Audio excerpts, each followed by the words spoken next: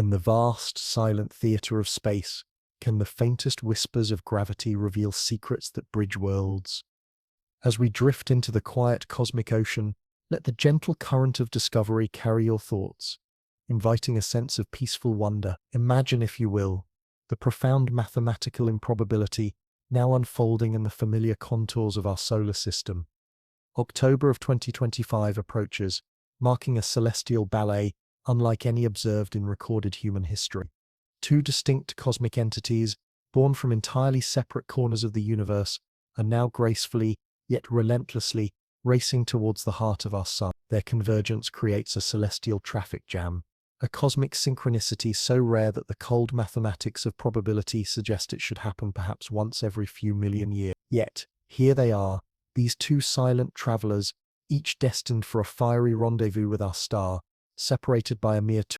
As we turn our gaze inward, letting the quiet rhythm of the universe cradle our awareness, we consider the instruments of humanity, our ground control centers, diligently tracking trajectories with a mechanical precision akin to a steady heartbeat. They detect chemical anomalies, spectral signatures that gently yet firmly challenge decades of accepted comet science.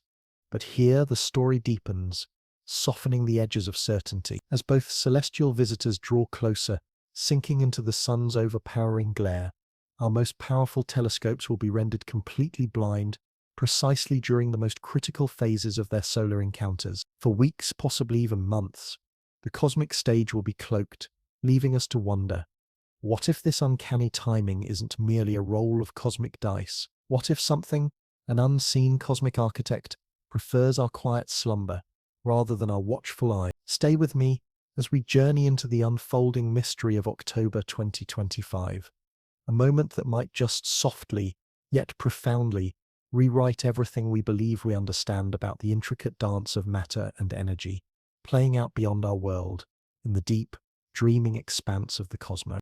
Two strangers have indeed graced our solar system, their presence a soft ripple in the fabric of space-time.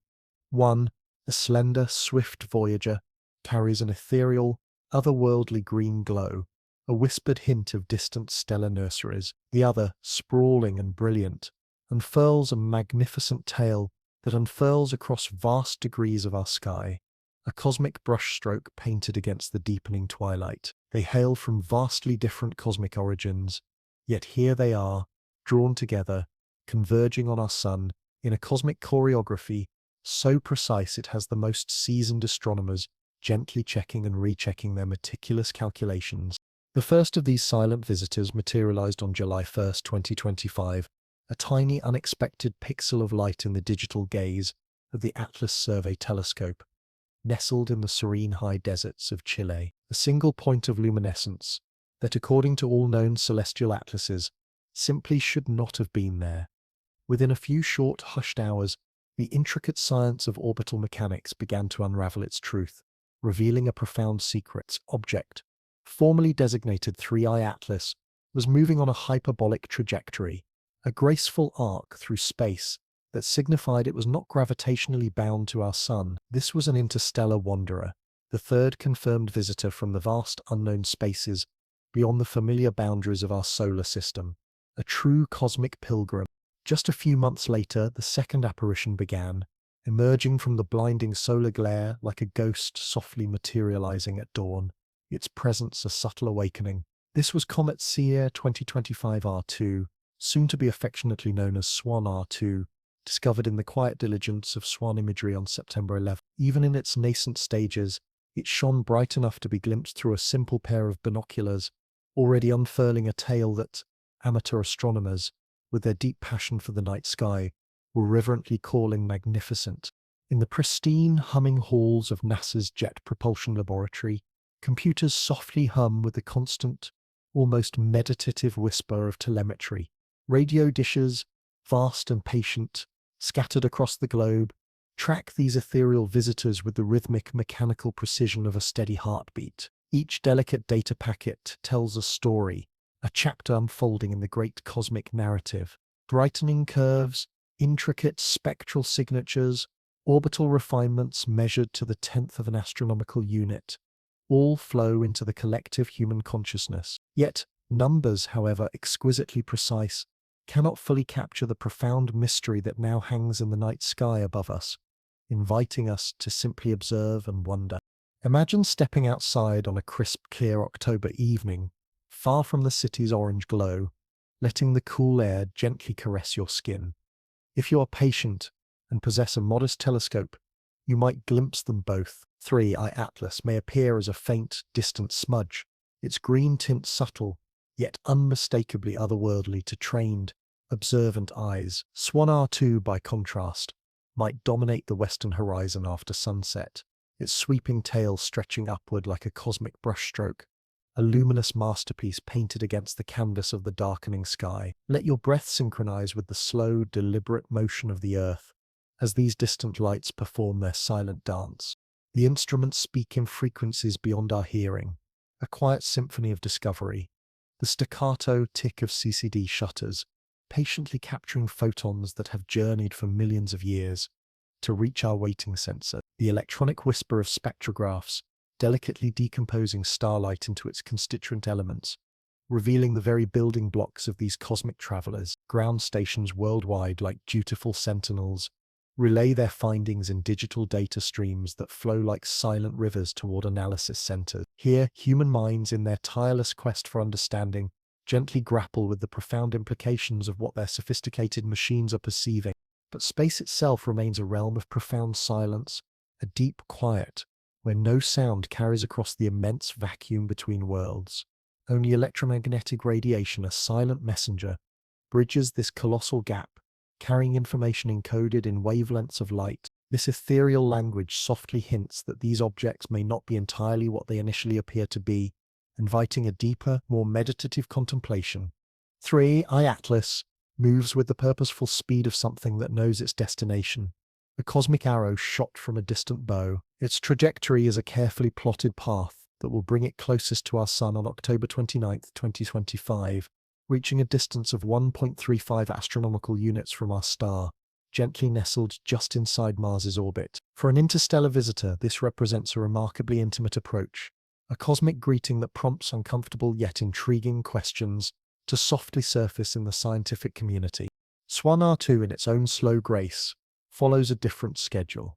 It has already reached its perihelion, its closest point to the Sun, on September 12, 2025, diving to within half an astronomical unit of our star, before gracefully beginning its outward journey. However, its closest approach to Earth, a truly remarkable event, comes later, on October 21st, when it will pass within a mere 0.27 astronomical units of our world.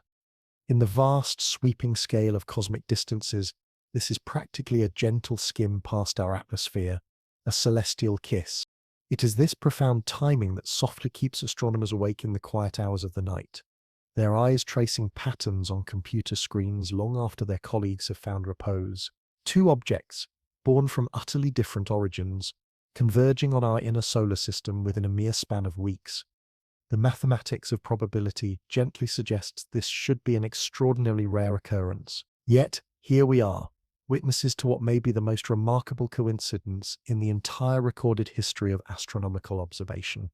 Or, perhaps, as the quiet whispers of the universe suggest, it isn't a coincidence at all. The green tint of 3-eye Atlas has, with its ethereal beauty, captured particular attention. Spectroscopic analysis, like a gentle unpacking of cosmic light, reveals the presence of diatomic carbon and cyanogen molecules. These, when excited by the sun's warm radiation, fluoresce with a soft, captivating green glow. This is natural enough for a comet, beginning to outgas as it approaches our star, its frozen breath awakening. However, the intensity and consistent nature of this coloration has gently raised eyebrows among researchers who have dedicated their lives to studying these silent celestial wanderers, inviting a deeper, more contemplative gaze. Swan R2 presents its own delicate mysteries, its rapid brightening as it gracefully emerged from solar conjunction, like a blossom unfurling, suggests a composition unlike typical comets from our own distant Oort cloud. The development of its magnificent tail follows patterns that are familiar, yet somehow subtly different, as if tracing a script written in a slightly foreign, ancient language, a cosmic dialect we are only beginning to decipher. Scale. in the boundless canvas of space truly matters, and the contrast between our two visitors could hardly be more dramatic, inviting a quiet contemplation of cosmic diversity. 3. The atlas appears as a compact needle of light, purposeful and focused. Current estimates softly suggest a nucleus perhaps a few kilometers across, modest by cometary standards, yet sufficient to generate the activity we observe, a tiny, glowing heart. Swan R2, by contrast, spreads across the sky like a luminous ethereal veil. Its expansive coma and tail span vast degrees of arc when viewed from Earth, a shimmering gossamer structure that defies easy comparison, a magnificent celestial dream. As we gently drift into October 2025, we find ourselves with two cosmic visitors, each racing toward their closest encounters with our Sun. Mars, our diligent red neighbor, will receive a front-row seat to Three-Eye Atlas on October 3rd, when the red planet's orbital path brings it within a mere 30 million kilometers of the interstellar wanderer. Our robotic emissaries patiently orbiting Mars, the cameras and spectrometers we have placed there, will softly turn their instruments toward this approaching visitor, gathering data. This data, like scattered starlight, may finally begin to answer some of the profound questions that quietly grow with each new observation, inviting us deeper into the cosmic unknown. But October also brings with it a delicate problem, a temporary veil over our cosmic vision.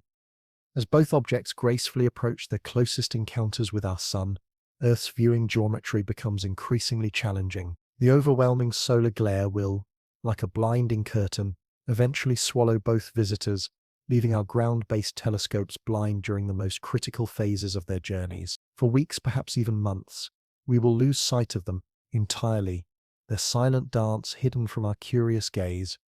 When they softly emerge from behind our star, if they emerge at all, what story will the patient instruments tell? Will they be unchanged, bearing only the expected, gentle scars of their solar encounter, or will they carry with them evidence of something more profound, something that softly challenges our understanding of what truly moves through the silent spaces between stars, whispering secrets we are only just beginning to comprehend?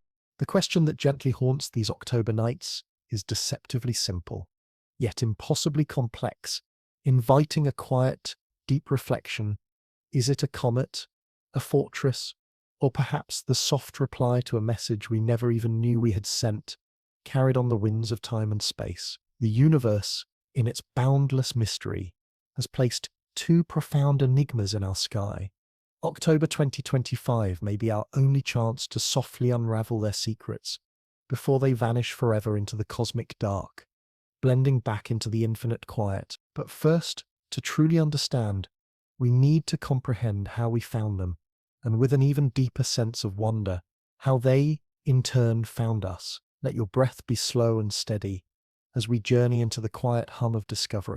The discovery of cosmic visitors truly begins, not with a dramatic, sudden moment of revelation, but with the patient, almost meditative accumulation of photons upon silicon sensors, delicately scattered across our planet. Each night, automated telescopes like silent sentinels meticulously scan predetermined patches of sky. Their electronic eyes, ever watchful, capture images that will be meticulously compared, processed, and scrutinized by intelligent algorithms designed to gently notice what shouldn't be there.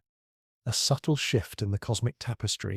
The Atlas Survey, the diligent system that first found Three-Eye Atlas, operates 4 telescopes, thoughtfully spread across 2 continents, each equipped with cameras capable of monitoring vast swaths of sky simultaneously. Every clear night, they generate hundreds of gigabytes of data, millions of stellar positions measured to an extraordinary precision, a quiet symphony of information. The discovery of an interstellar visitor softly emerges from this flood of information, a single, anomalous point of light that moves too swiftly, and in a direction subtly wrong, a gentle discord in the cosmic harmony. But Atlas is merely one voice in a global chorus of automated sentinels, a network of patient observers. The Catalina Sky Survey in Arizona, Linear in New Mexico, and Eneawise, patiently orbiting high above Earth's atmosphere, all contribute to this tireless network of eyes that never sleep, never blink, never miss a subtle shift in the cosmic order, observing the universe with quiet, ceaseless dedication. When Swan R2, with its burgeoning brilliance, first appeared in the data from the Solar and Heliospheric Observatory, SIHO, it wasn't NASA's professional astronomers who first noticed its delicate glow.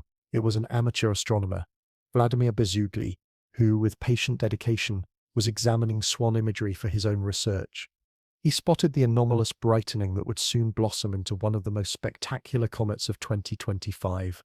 This, in essence, is how modern astronomy often works. A harmonious collaboration between professional and amateur observers, the silicon sensors and the profound intuition of human minds, all working together to gently catch the fleeting moments when something new, something extraordinary enters our cosmic neighborhood, inviting us to look close. The instruments whisper their secrets in a language woven from photon counts and pixel intensities. But it takes human insight, a gentle spark of recognition, to understand when those whispers are trying to tell us something truly extraordinary, something that transcends the mundane.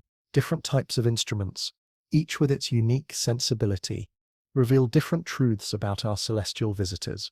Visible light cameras, like an artist's brush, show us the overall structure, the brightening nucleus, the expanding coma, the sweeping tail that, like a cosmic weather vane, points gracefully away from the sun. But to truly comprehend what these objects are, at their very core, we need to gently break their light apart into its constituent colors, unraveling their spectral story. Spectroscopy, in its profound elegance, transforms starlight into information, a silent cosmic message. When molecules within a comet's coma absorb and re-emit solar radiation, they create distinctive fingerprints in the spectrum of light we receive. The Very Large Telescope's VLT patient observations of 3I Atlas gently revealed unexpected details, strong emission lines from cyanogen, and more surprisingly, from nickel atoms, softly glowing in the near vacuum of space. The presence of nickel is not entirely unprecedented in comets, but it is unusual enough to warrant our gentle attention. More intriguing, perhaps, is what the VLT did not detect: the subtle ion emission lines that typically accompany nickel in natural samples, a quiet absence. The lack of iron, combined with the strong nickel signature, creates a chemical fingerprint that doesn't quite match the gentle expectations based on our current understanding of how comets typically form and evolve. The James Webb Space Telescope, JWST, turning its infrared eyes toward 3I Atlas in August 2025, gently revealed a composition predominantly marked by carbon dioxide, with surprisingly little water vapor, at least at the vast distances where these initial observations were made. This pattern of carbon dioxide leading the volatility parade, followed eventually by water as the comet draws closer to the sun, softly suggests an onion-like, layered structure, with the most volatile ices gently residing on the outside, ready to awaken in the sun's warmth. Swan imagery provides yet another delicate perspective. SOHCA's Swan instrument maps the distribution of hydrogen atoms, which are created when water molecules are gently broken apart by solar ultraviolet radiation. This gives us a three-dimensional view of how water vapor softly spreads through space around active comets, revealing intricate details invisible to conventional telescopes, like a hidden tapestry woven in cosmic gas. The Hubble Space Telescope, with its unparalleled clarity, contributed high-resolution imagery that gently constrained the size of 3I Atlas's nucleus to perhaps a few kilometers across. This is substantial enough to generate the observed activity, yet small enough to have gracefully escaped detection until it was already well within the inner reaches of our solar system, a subtle presence growing in our awareness. Each observation adds another delicate piece to a cosmic puzzle that, with every data set, grows more complex and beautiful, inviting deeper contemplation. But instruments in their precise honesty can also at times subtly deceive, as well as reveal. The automated processing systems that patiently analyze telescopic imagery are designed to recognize known patterns, the predictable behavior of objects gracefully following Keplerian orbits around our sun. When something behaves differently, even subtly, those delicate differences can be masked by the very algorithms designed to gently make sense of the vast incoming data, creating a veil over the unexpected. Consider for a moment the quiet challenge of measuring brightness changes. Comets do not brighten steadily as they approach the sun. Instead, they undergo complex variations, like a dancer's intricate steps. These are driven by the sublimation of different ices at different distances, the gentle rotation of irregularly shaped nuclei, and the episodic release of dust and gas from active regions. Distinguishing between natural variability and genuinely anomalous behavior requires careful patient analysis by experts who deeply understand the nuanced subtleties of cometary physics, a true art of cosmic interpretation. The green coloration observed in 3i Atlas beautifully illustrates this complexity. Several molecules can produce green emission under the specific conditions found in cometary comas. Diatomic carbon is the most common culprit, fluorescing green when gently excited by solar radiation. Cyanogen can also contribute to this verdant coloration. Without ultra-high resolution spectroscopy to definitively identify the responsible molecules, the green tint remains suggestive rather than definitively diagnostic, a beautiful ambiguous whisper from deep space. Media coverage of unusual astronomical discoveries often tends to amplify uncertainty into sensation, like a gentle ripple turning into a wave when preliminary reports mention unexpected chemical signatures or unusual orbital characteristics. Those details can be transformed into evidence for extraordinary interpretations long before the patient process of peer review has had a chance to validate or refute the initial delicate observations. The scientific process is, by its very nature, designed to be self-correcting, a gentle course adjustment. But that correction often unfolds more slowly than the public's understandable desire for immediate answers and dramatic revelation. This is where the instruments, in their quiet diligence, become most profoundly important, not just as detectors of cosmic phenomena, but as anchors to reality in a vast sea of speculation. The telescopes do not care about human desire for dramatic discoveries. They simply record photons and measure positions, patiently building up a database of observations that will, in time, gently reveal the truth about our visitors. Safety considerations add another layer of quiet reassurance to these observations. Both 3i Atlas and Swan R2 follow trajectories that keep them safely distant from our world. 3i Atlas will approach no closer than 1.8 astronomical units, roughly 270 million kilometers, a vast, comforting distance. Swan R2's closest approach brings it within 0.27 astronomical units, still more than 40 million kilometers away. These are not threats to our planet, but rather precious opportunities to study objects that formed in conditions vastly different from our own solar system, inviting a deeper comparative understanding of cosmic creation. The challenge now is time, a gentle ticking clock in the cosmic narrative. As October 2025 softly progresses, both visitors will sink deeper into the solar glare as seen from Earth. Ground-based telescopes will gradually lose the ability to track them during the most interesting and critical phases of their solar encounters. Space-based observatories fare better, but even they have limited observing time and must gently balance these captivating targets against other pressing scientific priorities. What softly emerges from this instrumental chorus is a picture painted in data points and spectral lines, orbital elements, and brightness curves. But pictures, like dreams, can be interpreted in many ways. And the lingering question remains, what if the first to be deceived were the instruments themselves? Or perhaps the quiet expectations of the human minds reading their delicate whispers? The telescopes will continue their patient vigil, accumulating photons and measuring positions with mechanical precision. But as our visitors sink toward the sun, the instruments' whispers will grow fainter, leaving us to wonder what profound secrets might be hidden in the growing silence, inviting a deep, peaceful contemplation. Deep space, in its profound eloquence, speaks in the vocabulary of atoms, and 3i Atlas is now gently telling us a story written in an unexpected dialect, a cosmic language of elemental whispers. When the Very Large Telescope turned its powerful spectrographs toward this interstellar visitor, it discovered something that made astronomers pause, almost in reverence, and softly recalculate their expectations. Nickel vapor, glowing softly in the near vacuum around the comet's nucleus, appeared unaccompanied by the ion emissions that, according to our textbooks, should have been there, a silent anomaly. In the intricate realm of spectroscopy, every element, like a unique musical note, writes its signature in light.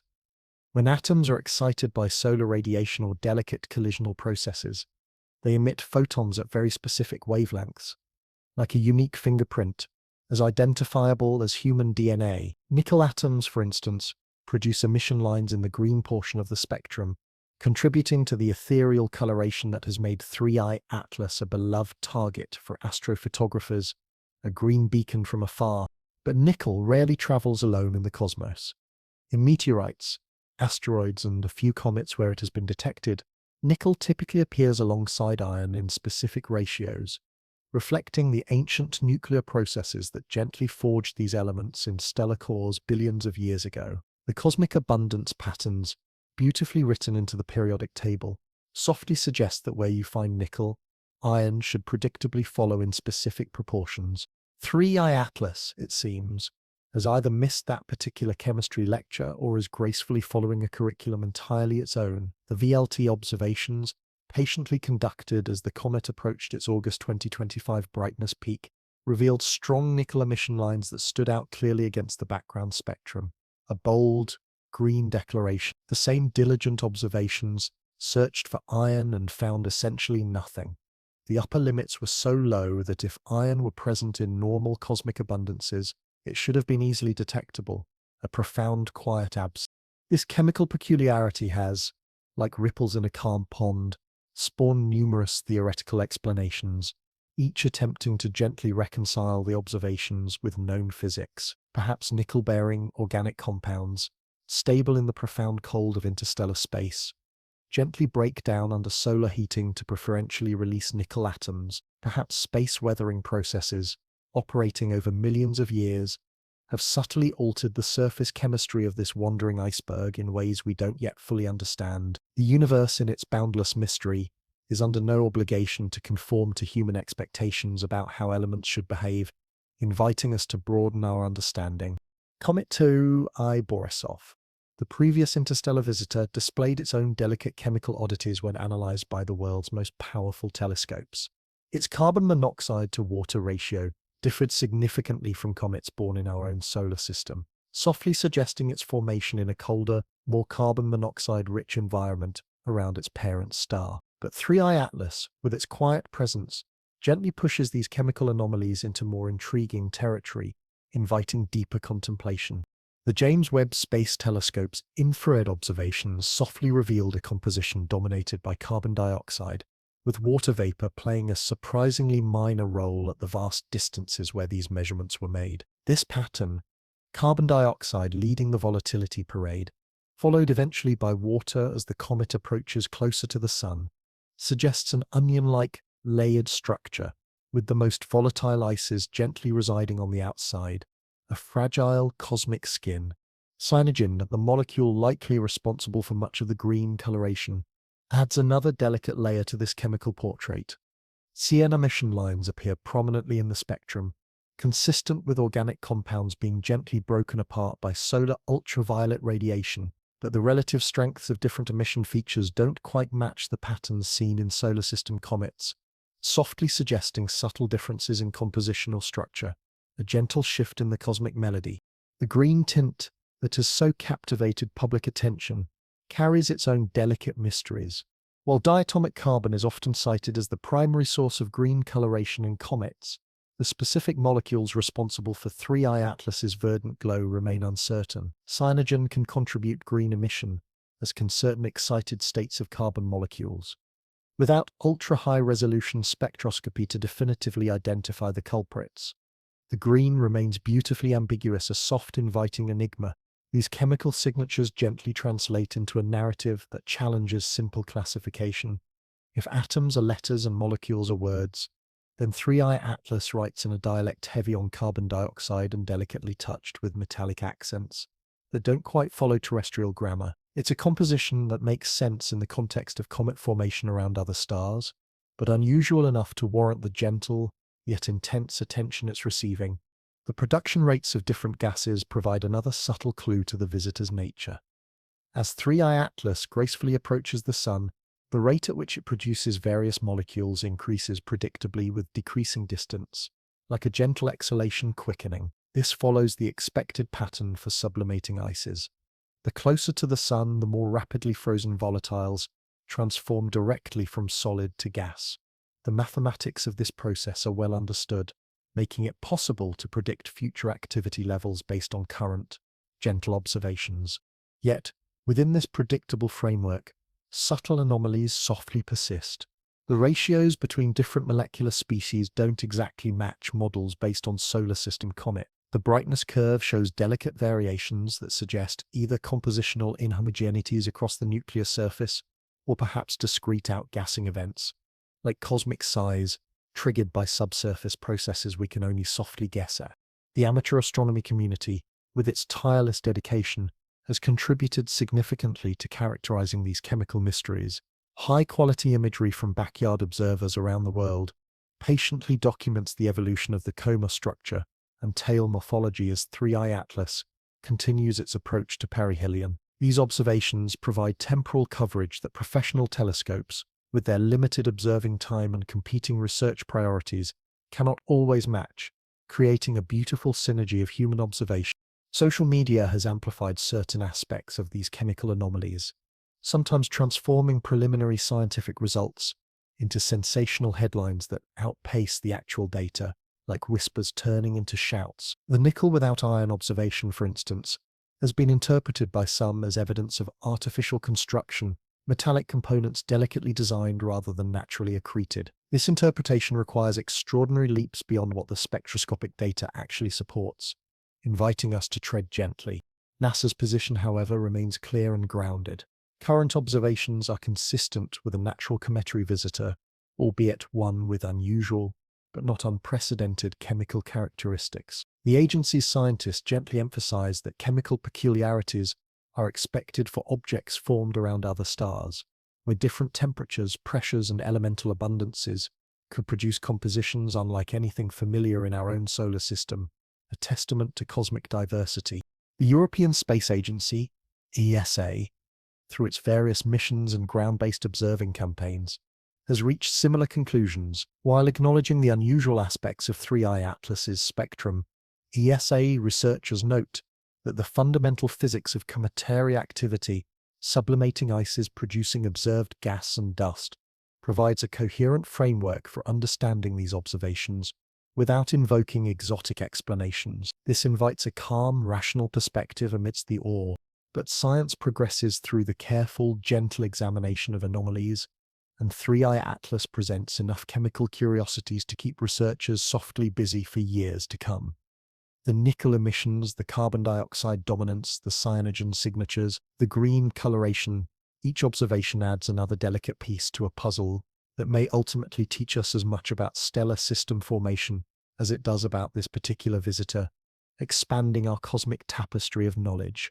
As October 2025 softly progresses and 3I Atlas sinks towards solar conjunction, the opportunities for detailed spectroscopic analysis are gently diminishing. The combination of increasing distance from Earth and decreasing solar elongation will eventually make ground-based observations impossible, at least until the comet softly emerges from behind the Sun months later, if it emerges at all. If chemistry is a language, then we are reading a dialect of ice and metal that softly speaks of formation conditions perhaps hundreds of light years from here. Whether that syntax follows the familiar grammar of physics and chemistry as we understand them, or gently hints at something more deliberately constructed, remains the central mystery of our October sky. The atoms don't lie, but they don't necessarily tell us everything we want to know either, inviting us to rest in the quiet unknown. Picture for a moment our solar system as a vast, intricate clockwork mechanism, its planets tracing their predictable, graceful ellipses around our central star. Smaller bodies, asteroids, comets, and the occasional interstellar wanderer follow trajectories that intersect and diverge according to the elegant mathematics of gravitational mechanics. Now, softly imagine two visitors arriving from completely different directions, following entirely different types of orbits, yet timing their closest approaches to our Sun within mere weeks of each other. The probability of such a profound coincidence should be vanishingly small, yet here we are, in October 2025, gently watching exactly this scenario unfold above our heads, a cosmic ballet playing out in real time.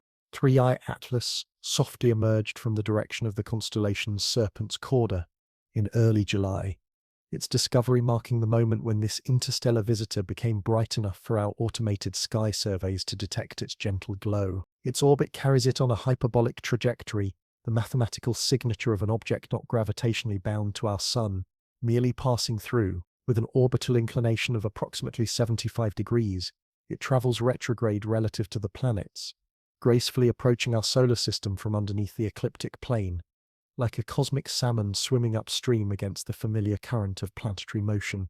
A true wanderer. Swan R2, in its own way, tells a different story entirely. This object belongs to the class of long-period comets, visitors from our own distant Oort cloud that spend most of their existence in the profound cold outer reaches of the solar system, before gravity gently nudges them into the inner regions, where solar heating softly brings them to life. It appeared near the constellation Virgo, emerging from the solar glare that had hidden its delicate form from our view during its approach, like a shy dawn breaking. The geometries of their discoveries reveal important subtle clues about the nature of both objects. 3i Atlas remained hidden until it was already well into our solar system, because interstellar visitors approach from arbitrary directions, often spending months or years in regions of sky too close to the Sun for effective observation. By the time Atlas found it, this cosmic wanderer was already past the orbit of Jupiter and beginning to show the first soft signs of cometary activity, a gentle awakening.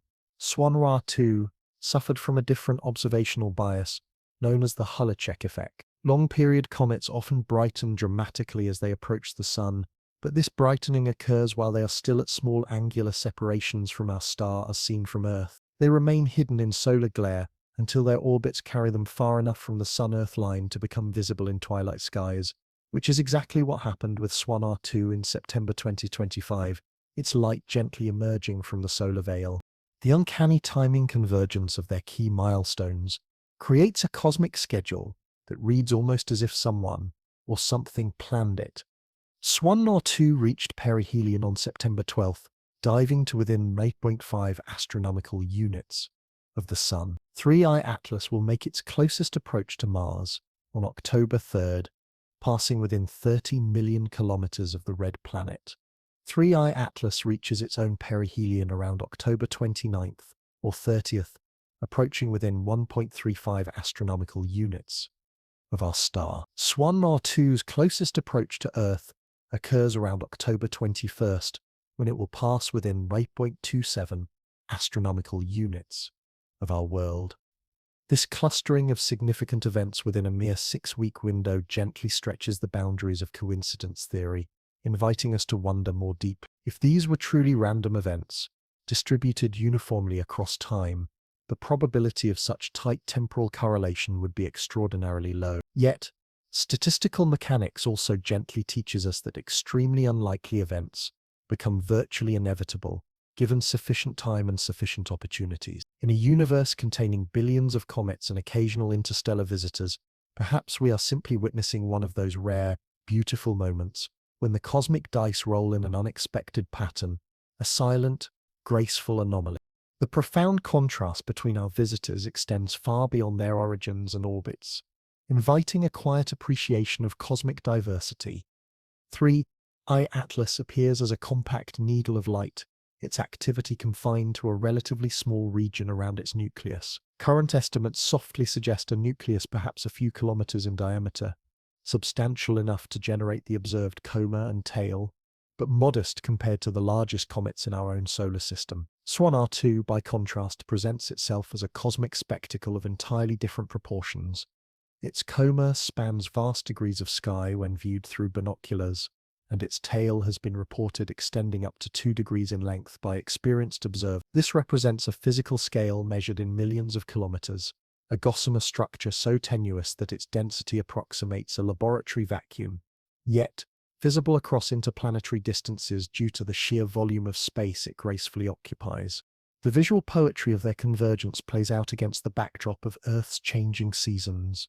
As autumn softly progresses in the northern hemisphere, both objects gently sink lower toward the western horizon after sunset. Swan R2 dominates this celestial theatre, easily visible to anyone with a decent pair of binoculars and a clear view toward Virgo. 3i Atlas requires more serious equipment to observe, but its distinct green tint makes it unmistakable once located, a subtle ethereal beacon. But October brings challenges as well as opportunities, a gentle turning of the cosmic wheel. The same geometries that create these intimate solar encounters also conspire to make detailed observations increasingly difficult. As both objects gracefully approach their perihelion passages, they sink deeper into the solar glare as viewed from Earth. Ground-based telescopes will eventually lose the ability to track them during the most scientifically interesting phases of their journeys. This observational blackout period represents more than just an inconvenience. It's a profound gap in our knowledge that may prove crucial to understanding what these visitors truly represent, inviting us to simply wait and wonder. During the weeks when Earth-based telescopes cannot observe them, both objects will undergo their most intense solar heating. If anything unusual is destined to happen, if any hidden characteristics are to reveal themselves, it will likely occur during these invisible weeks, cloaked from our direct gaze.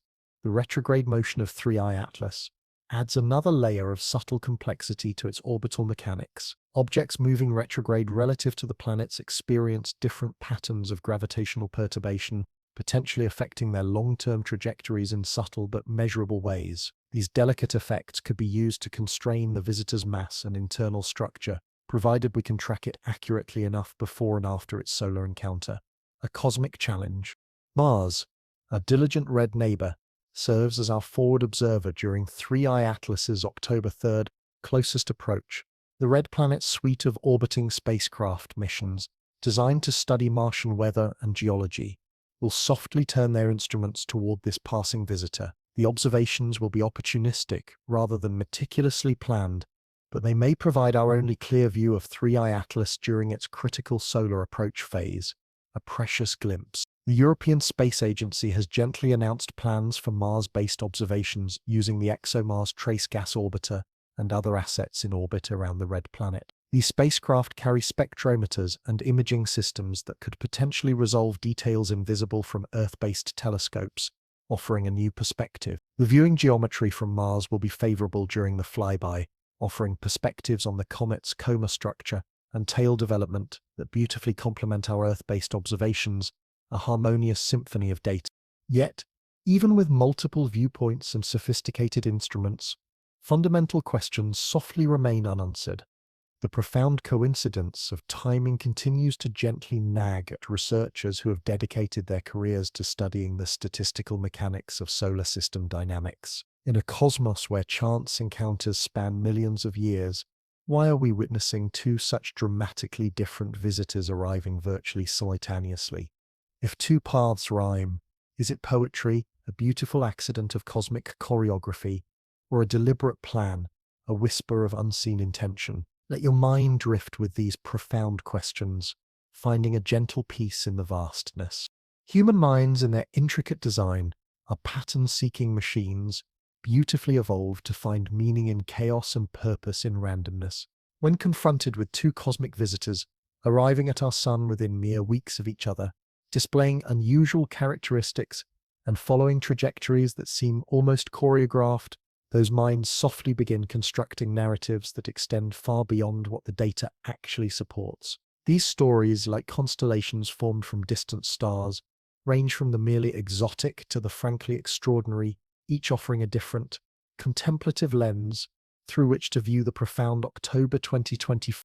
Consider, for a moment, the Scout and Fortress hypothesis, which gently positions 3I Atlas as an advanced reconnaissance probe, swift and maneuverable, tasked with subtly surveying our solar system's resources and potential defenses. Swan R2 in this intriguing scenario serves as the main installation, a mobile base or a sophisticated communications relay, gracefully capable of supporting extended operations in our inner solar system. The timing of their arrivals in this narrative isn't coincidental, but rather meticulously coordinated, representing distinct phases of a larger mission that began years or decades ago in the profound cold spaces between stars.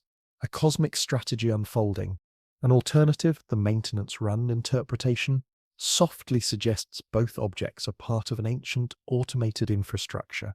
Systems that follow predictable, gentle cycles to service equipment or update programming scattered throughout our local galactic neighborhood. 3I Atlas, in this view, might carry software updates or replacement components, while Swan R2 provides the necessary manufacturing capability or power resources for major system overhauls. Our solar system, in this serene perspective, is merely one stop on a regular, quiet service route, a cosmic pit stop. The ancient patrol concept imagines these visitors as remnants of a monitoring network gently established millions of years ago by a civilization concerned with the development of potentially dangerous intelligence in their cosmic neighborhood. As our radio emissions began gently leaking into space over the past century, dormant systems might have softly activated, dispatching both reconnaissance elements and more substantial platforms to subtly assess the threat level represented by emerging human technology, a watchful cosmic gaze.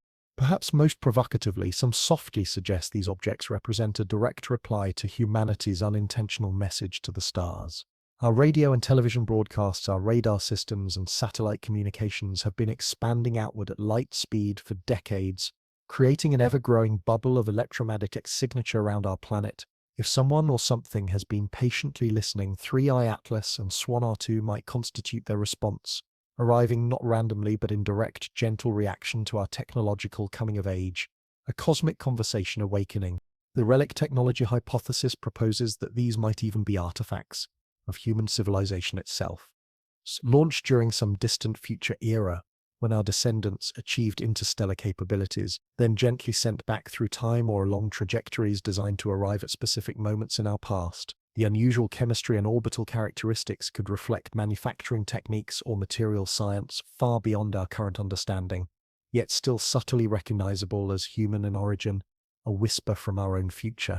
Mythological interpretations softly draw parallels to ancient stories of celestial harbingers, comets, and unusual astronomical phenomena that preceded major historical transitions. Every culture on Earth has legends of lights in the sky that announce the rise and fall of kingdoms, the coming of prophets, or the end of ages. Perhaps 3i Atlas and Swan R2 represent a modern manifestation of these archetypal patterns, cosmic punctuation marks that gently separate one era of human development from the next, inviting a quiet, cyclical understanding of time.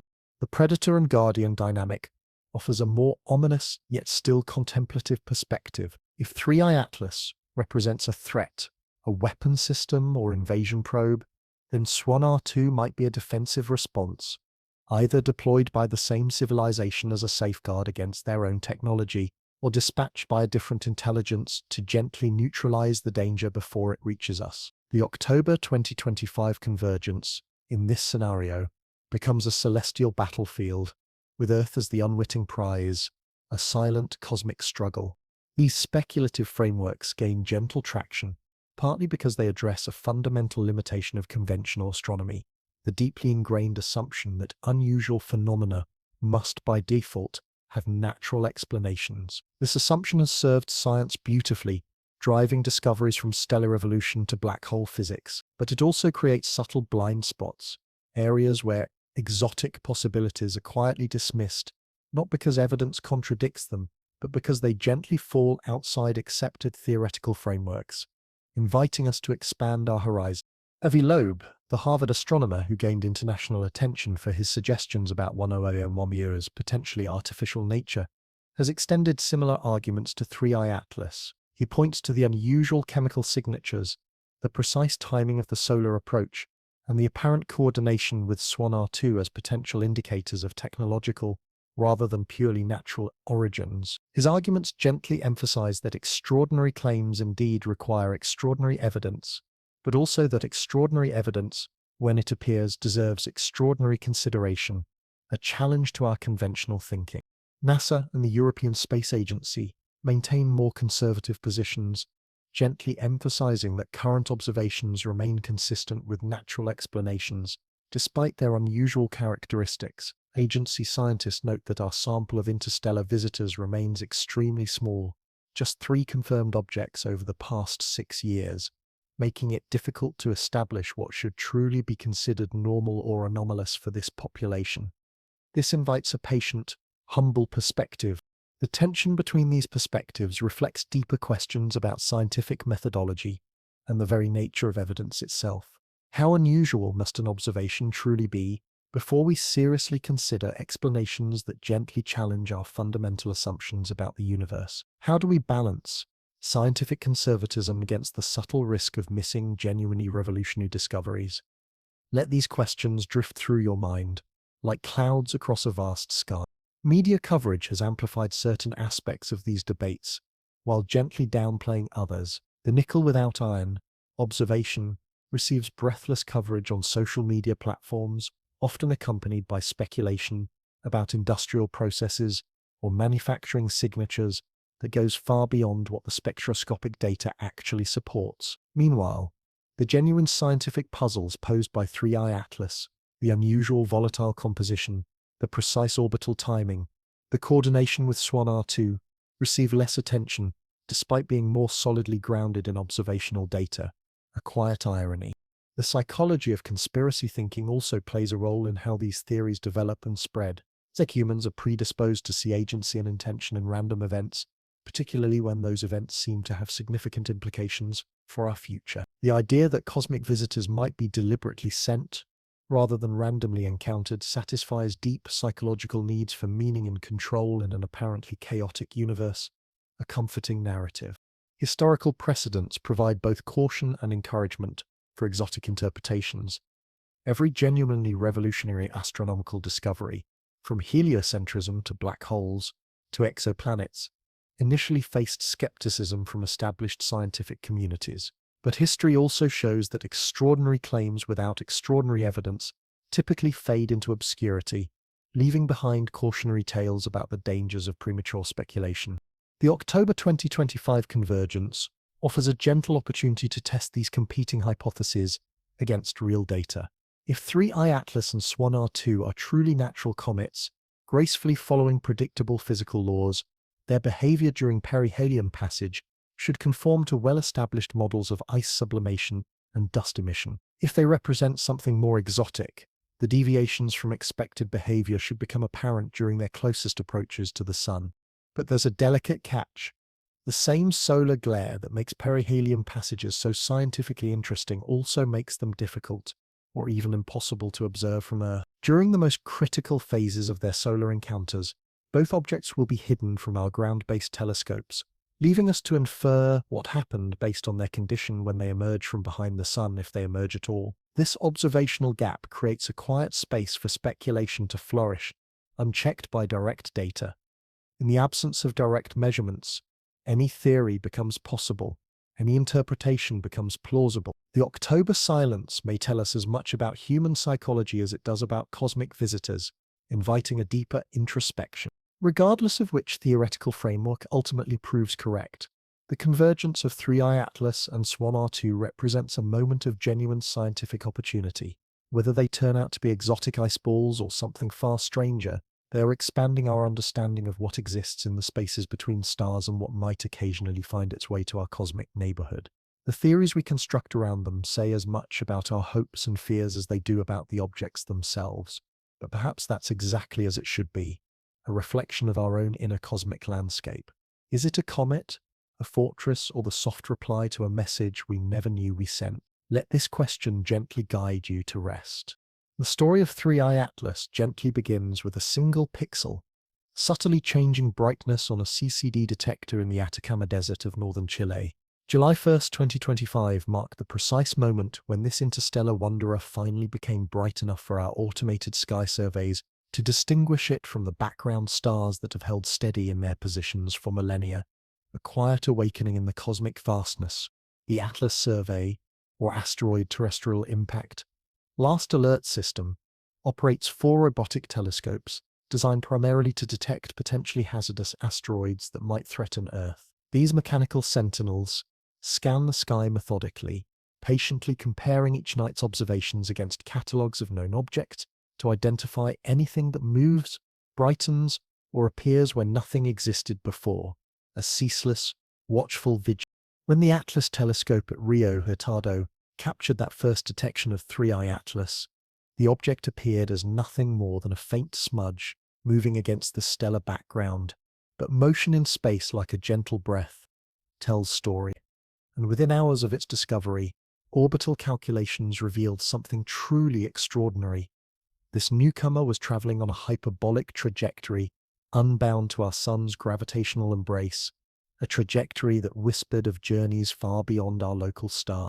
The mathematics of orbital mechanics divide all celestial objects into two fundamental categories: those that belong to our solar system, following elliptical paths that eventually bring them back to where they started, and those that are merely passing through, following hyperbolic trajectories that carry them past our sun once, and then out into the cosmic void forever. 3I Atlas falls definitively into the second category, marking it as only the third confirmed interstellar visitor in recorded human history, a rare and precious guest. Its orbital characteristics tell the story of a journey that softly began in the spaces between stars. The trajectory carries an inclination of approximately 75 degrees relative to the plane of Earth's orbit, meaning it approaches our solar system from underneath, traveling retrograde relative to the motion of the planets. This is the unmistakable signature of an object that formed elsewhere, in a different stellar system, with different physical conditions, then spent millions of years gracefully crossing the interstellar void before arriving in our cosmic neighborhood, a profound journey through cosmic time. The Discovery timeline gently reveals how close we came to missing this visitor entirely. Interstellar objects approach from random directions in space, often spending months or years in regions of sky too close to the sun for effective observation from Earth. By the time Atlas detected 3I Atlas, it had already passed through the outer reaches of our solar system and was beginning its final approach toward perihelion, a quiet, inexorable progress. Backtracking the orbital calculations softly suggests this wanderer has been within our solar system since early 2025, perhaps even late 2024, gradually brightening as it approached the sun and began to show the first delicate signs of cometary activity. The delayed discovery illustrates one of the fundamental challenges of interstellar object detection.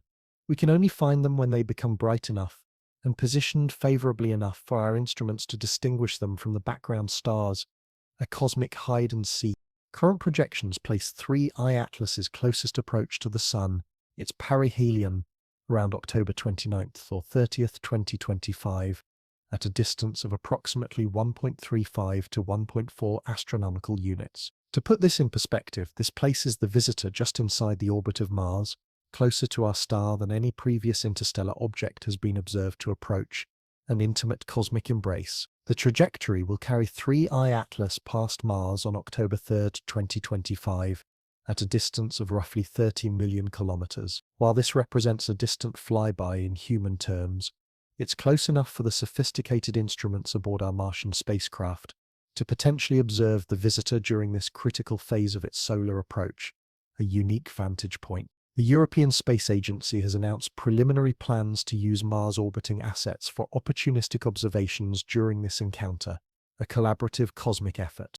For Earth-based observers, 3I Atlas maintains a safe, comforting distance throughout its passage. The closest approach to our planet occurs at approximately 1.8 astronomical units, roughly 270 million kilometers away. This distance ensures that the visitor poses no threat to Earth, while remaining accessible to our most powerful telescopes during favorable viewing periods, a gentle, watchful distance. The size estimates for 3I Atlas remain subtly uncertain, but gently suggest a relatively modest nucleus. Hubble Space Telescope observations, patiently conducted on July, constrained the object's dimensions to perhaps a few kilometers in diameter, substantial enough to generate the observed cometary activity, but smaller than many of the spectacular comets that have graced our skies in recent decades. This size estimate comes with significant uncertainties due to the challenges of observing such distant, faint objects. The brightness we see results from sunlight scattered by dust and gas in the coma surrounding the nucleus, not from the nucleus itself. Determining the actual size requires careful modeling of how efficiently the nucleus reflects sunlight and how much material it's gently releasing into space through sublimation processes, a delicate balancing act of cosmic physics.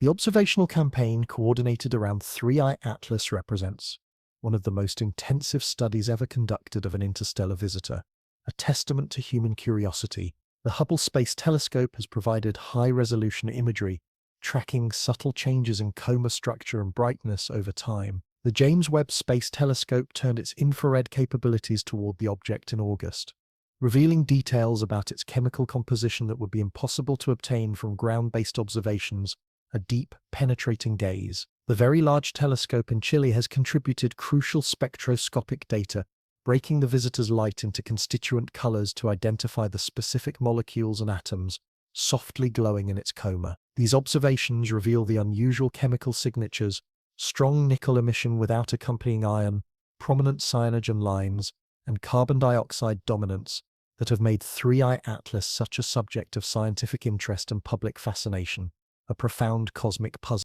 Multiple space telescopes continue tracking this visitor as it approaches its October encounters, but time is gently running short for detailed observations from Earth's vicinity. The combination of increasing distance and unfavorable solar elongation angles will eventually make ground-based observations impossible, leaving us dependent on whatever data our Mars-based assets can gather during the brief flyby window and narrow aperture of opportunity.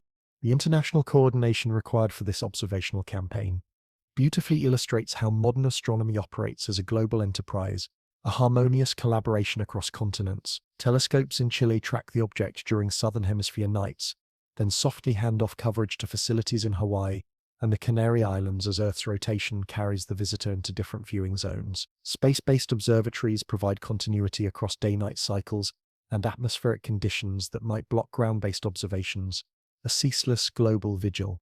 But perhaps the most intriguing aspect of 3I Atlas's discovery involves what we almost missed, a subtle whisper of what could have been. The visitor's faint nature and unfavorable early viewing geometry meant that for months, possibly years, it traveled through our solar system undetected. How many similar objects might have passed through without ever becoming bright enough or positioned favorably enough for our surveys to find them? A profound, quiet question.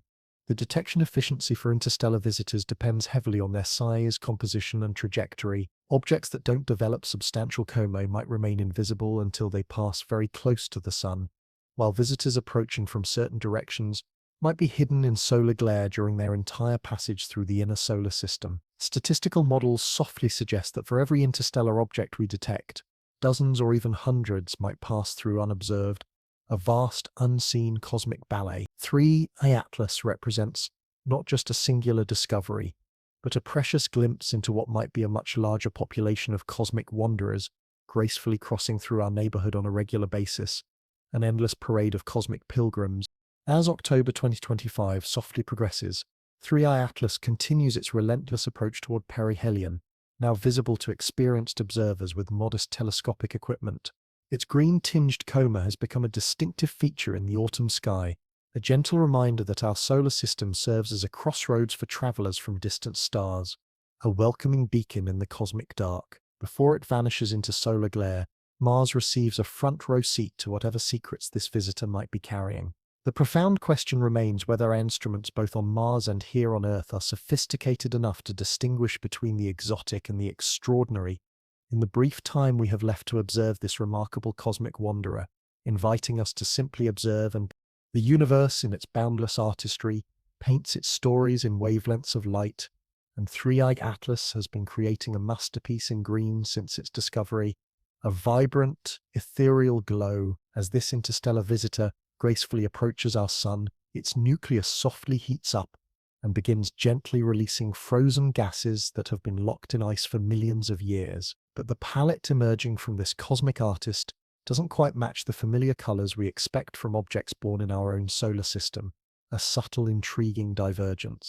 The green coloration that has captivated observers worldwide emerges from a complex interplay of chemistry and physics, delicately occurring in the near vacuum around the comet's nucleus. When molecules are excited by solar ultraviolet radiation or gentle collisional processes, they emit light at very specific wavelengths, precisely determined by the quantum mechanical structure of their electron orbitals. For green emission, the most common culprits are diatomic carbon molecules and cyanogen radicals, both of which fluoresce brilliantly when bathed in sunlight, a natural, cosmic light show. Live Science coverage of the phenomenon has explored the leading candidates for this verdant glow, noting that, while diatomic carbon remains the most likely explanation based on past cometary observations, the specific molecular species responsible for 3I Atlas's coloration have not yet been definitively confirmed through high-resolution spectroscopy. The distinction matters because different molecules gently tell different stories about the conditions under which this visitor formed and evolved, revealing its cosmic heritage. Cyanogen, a molecule consisting of carbon and nitrogen atoms, represents one of the most toxic substances known to chemistry, yet it glows with an ethereal beauty when liberated into the vacuum of space. Its presence in cometary spectra provides subtle clues about the organic chemistry that occurred in the stellar nursery where 3I Atlas originated. The abundance of cyanogen relative to other carbon-bearing molecules can reveal delicate details about temperature, pressure, and chemical processes that occurred billions of years ago around a distant star, a profound chemical archaeology. But the green glow represents only the most visible aspect of a much more complex chemical story. When the Very Large Telescope in Chile turned its powerful spectrographs toward 3I Atlas, it revealed molecular fingerprints that gently challenge our understanding of how interstellar visitors should behave. The detection of prominent nickel emission lines, unaccompanied by the iron signatures that typically occur alongside them, creates a chemical puzzle that has researchers reconsidering their fundamental assumptions about comet composition, inviting deeper contemplation. In terrestrial samples and most meteorites, nickel and iron occur together in ratios that reflect the nuclear processes that forge these elements in stellar cores. The cosmic abundance patterns, beautifully written into the periodic table, softly suggest these elements should appear together in predictable proportions wherever they're found. 3I Atlas seems to have gently ignored this fundamental rule of cosmic chemistry. The VLT observations, patiently conducted during the comet's approach phase, showed strong nickel emission at 588 nanometers, a distinctive green line that stands out clearly against the complex background spectrum of cometary emission. The same sensitive instruments searched for iron emission at comparable wavelength and found essentially nothing. The upper limits were so stringent that if iron were present in normal cosmic ratios, it should have been easily detectable, a profound, quiet absence. Several theoretical explanations have been proposed to account for this chemical anomaly. Nickel-bearing organic compounds, stable in the extreme cold of interstellar space, might decompose under solar heating to preferentially release nickel atoms into the gas phase. Space weathering processes, operating over millions of years, could potentially alter surface chemistry in ways that affect how different elements are incorporated into sublimating ices. The universe, in its boundless creativity, might simply be more complex than our current models. The broader chemical portrait revealed by multiple observational campaigns paints 3I Atlas as a visitor shaped by very different formation conditions than objects born in our own solar system. James Webb Space Telescope observations, using the NER spec instrument, revealed a composition dominated by carbon dioxide, with water vapor playing a surprisingly minor role during the early phases of cometary activity. This carbon dioxide dominance tells a story of formation in a colder, more volatile-rich environment than the region where Earth and the other terrestrial planets formed. Different stellar systems experience different temperature profiles during planet formation, potentially leading to comets with chemical compositions unlike anything in our own Oort cloud or Kuiper belt, a testament to cosmic diversity. The European Space Agency's analysis of these infrared observations notes that the low water-to-carbon dioxide ratio observed at large heliocentric distances represents typical early activation behavior, where the most volatile ices sublimate first as the comet begins its approach to the Sun. As 3I Atlas continues toward perihelion, the relative contribution of water vapor to the overall gas production should increase as less volatile ices reach their sublimation temperatures, a predictable cosmic unfolding. Production rates of different molecular species provide another gentle window into the visitor's nature. As 3I Atlas approaches the Sun, the rate at which it produces water vapor, carbon dioxide, cyanogen, and other species increases predictably with decreasing heliocentric distance. These production curves follow the expected patterns for sublimating ices, providing strong evidence that we're observing natural physical processes rather than artificial emissions, a comforting scientific anchor. Yet, within this framework of predictable behavior, subtle anomalies softly persist that keep researchers intrigued. The ratios between different molecular production rates don't exactly match models based on solar system comets. The brightness variations show patterns that suggest either compositional inhomogeneities across the nuclear surface or discrete outgassing events triggered by subsurface processes that remain poorly understood, inviting deeper inquiry. The amateur astronomy community has played a crucial role in documenting these chemical changes over time. High-quality imaging from experienced observers around the world provides temporal coverage that professional telescopes, with their limited observing time and competing priorities, cannot match, creating a beautiful, collaborative cosmic tapestry. Social media has amplified certain aspects of these chemical mysteries, sometimes transforming preliminary scientific results into sensational claims that exceed what the data actually supports. The nickel without iron observation has been interpreted by some as potential evidence of industrial processes or manufacturing signatures, despite the availability of natural explanations for this phenomenon. A gentle reminder to approach claims with discernment. NASA's official position emphasizes that current observations remain consistent with a natural cometary visitor, albeit one with unusual but not unprecedented characteristics. Agency scientists note that chemical peculiarities are expected for objects formed around other stars, where different temperatures, pressures, and elemental abundances could produce compositions unlike anything familiar from our own solar system, a testament to cosmic diversity. The distinction between exotic and extraordinary remains crucial for interpreting these observations. Exotic chemistry, unusual but explainable through known physical processes, differs fundamentally from extraordinary chemistry that might suggest artificial origins. 3I Atlas clearly displays exotic characteristics, but whether those characteristics cross the threshold into the extraordinary remains a subject of ongoing scientific debate, inviting quiet contemplation. Historical context provides important perspective on these chemical anomalies. Comet 2I Borisov, the previous interstellar visitor studied in detail, displayed its own chemical oddities that initially puzzled researchers. Its carbon monoxide to water ratio differed significantly from solar system comets. Yet detailed analysis revealed these differences could be explained by formation in the colder outer regions of its parent stellar system, a comforting natural explanation. The VLT analysis of 3I Atlas includes discussion of alternative chemistry pathways that could produce the observed nickel signatures without invoking exotic explanations. Nickel carbonyl compounds, formed through reactions between nickel-bearing dust grains and carbon monoxide in the cold interstellar medium, could potentially explain the preferential release of nickel over iron when heated by solar radiation. As October 2025 softly progresses and 3I Atlas continues its approach toward perihelion, opportunities for detailed chemical analysis are gently diminishing. The same solar heating that activates the most interesting chemical processes also positions the comet at increasingly challenging viewing angles from Earth-based telescopes. What if that switching on we observe isn't just chemistry awakening under solar influence, but protocols activating according to some deeper unseen design? The molecules themselves don't reveal their ultimate origins. They simply glow with the quantum mechanical precision that governs all matter, whether natural or crafted by intelligence we have yet to comprehend. Let this gentle mystery settle over you as you drift. October 3rd, 2025 marks a cosmic appointment that has been millions of years in the making. On this precise date, 3I Atlas will sweep past Mars at a distance of approximately 30 million kilometers, close enough for the red planet's fleet of robotic explorers to softly turn their instruments toward this interstellar visitor and potentially gather the most detailed observations we may ever obtain of an object from another star system, a rare and precious opportunity.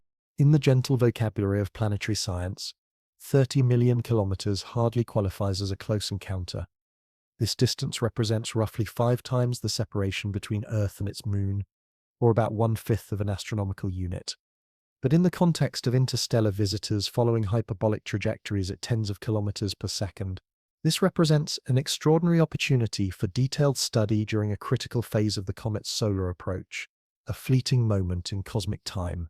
The European Space Agency has announced preliminary plans to coordinate observations using multiple Mars-orbiting spacecraft during this brief encounter window. The ExoMars Trace Gas Orbiter, originally designed to study the Martian atmosphere, carries spectrometers capable of analyzing the chemical composition of 3I Atlas's expanding coma. Mars Express, now gracefully in its third decade of operations around the red planet, provides additional imaging capabilities and spectrographic instruments that could contribute to our understanding of this cosmic visitor, a true testament to enduring exploration.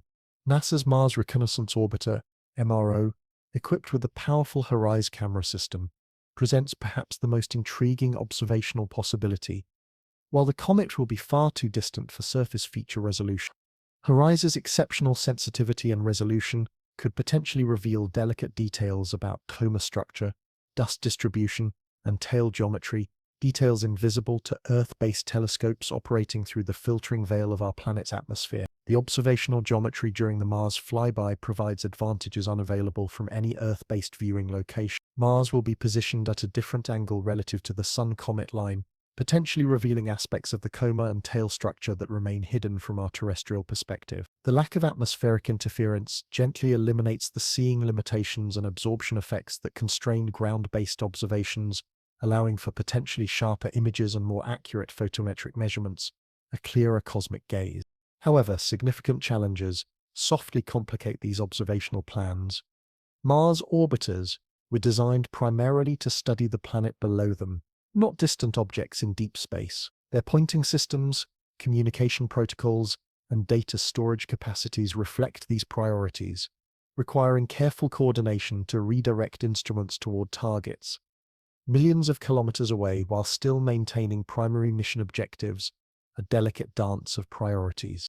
The scientific goals for these Mars-based observations focus on characterizing aspects of 3I Atlas that remain poorly understood from Earth-based studies. Detailed imaging could reveal the size distribution of dust particles in the coma through analysis of how they scatter sunlight at different phase angles. Spectrographic observations could constrain the relative abundances of different molecular species, particularly during the active outgassing phase, as the comet approaches closer to the Sun, revealing its hidden chemistry. Iron tail geometry represents another potential target for Mars-based observations. The interaction between the solar wind and ionized gases in the comet's coma creates distinctive tail structures that align with the local magnetic field direction. From Mars's unique vantage point, these iron tail features might reveal delicate details about the comet's gas production rates and the local space environment that would be impossible to observe from Earth, a rare glimpse.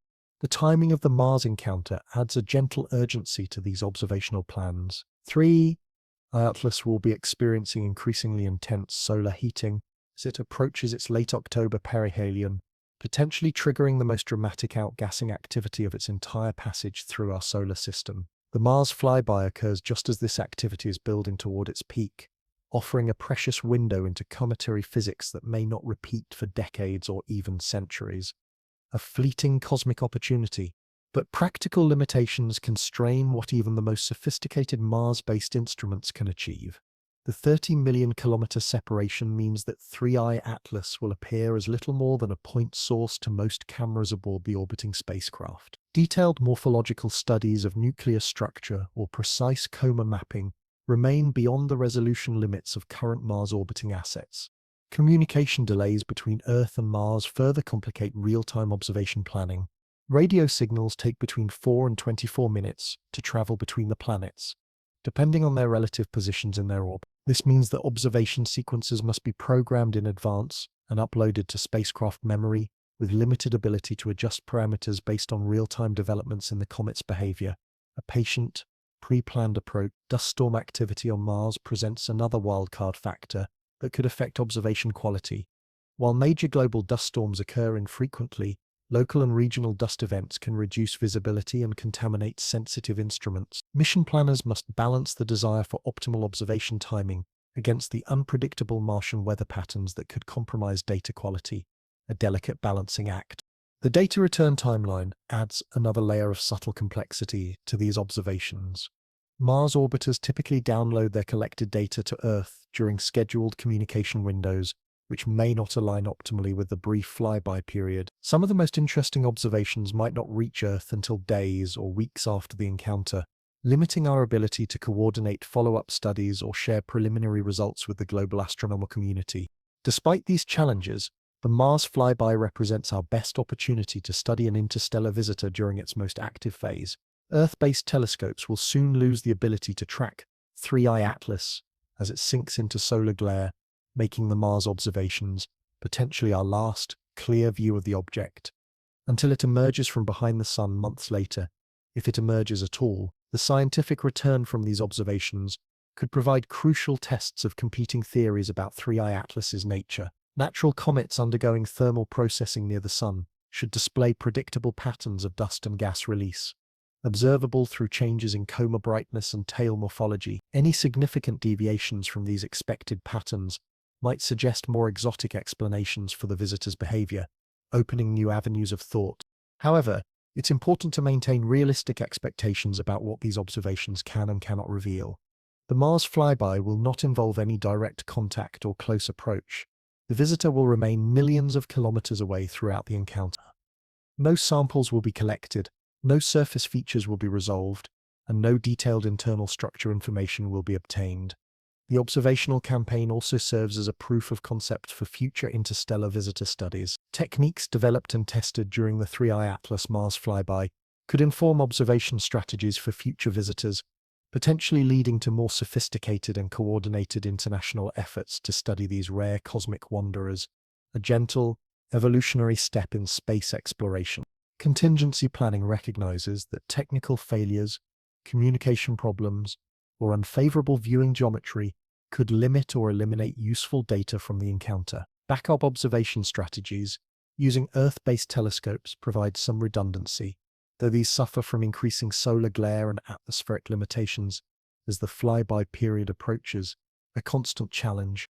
The Mars encounter timeline compresses the most scientifically valuable observation period into just a few hours or days around closest approach. During this brief window, our robotic ambassadors orbiting the red planet will turn their electronic eyes toward a visitor from another star system, attempting to capture whatever secrets it might reveal during its passage through our cosmic neighborhood. If Mars could eavesdrop on the electromagnetic spectrum during those critical hours, what stories might it intercept in the gentle static of space? The instruments will listen with the patience of machines and the curiosity of their human creators, hoping to decode whatever messages might be written in the light of a wanderer from the stars. But first, the visitor must complete its appointment with our solar system's fourth planet, carrying whatever mysteries it harbors past the watchful eyes of our Martian sentinels, toward its ultimate destination behind the blinding fiery glare of our sun. Let the quiet hum of the cosmos lull you.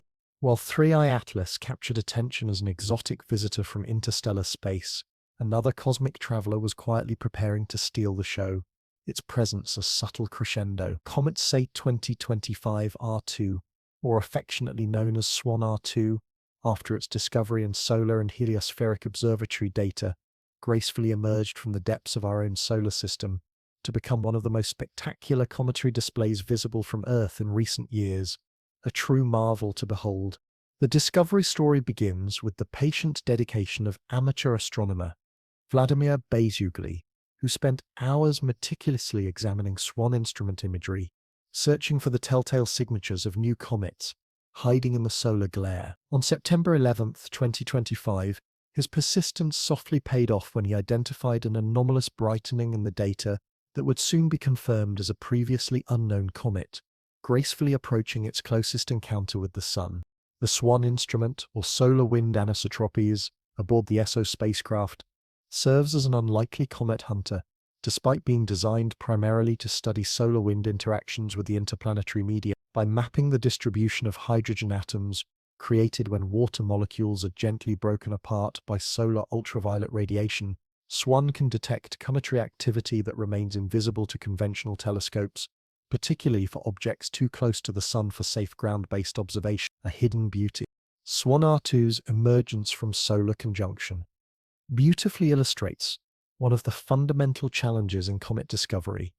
Objects following long-period orbits often spend months approaching the Sun from directions that place them at small angular separations from our star, as seen from Earth. The Holochek effect, named after the Austrian astronomer who first described it, explains why many spectacular comets seem to appear suddenly in our skies, fully formed and already active, like a sudden brilliant bloom.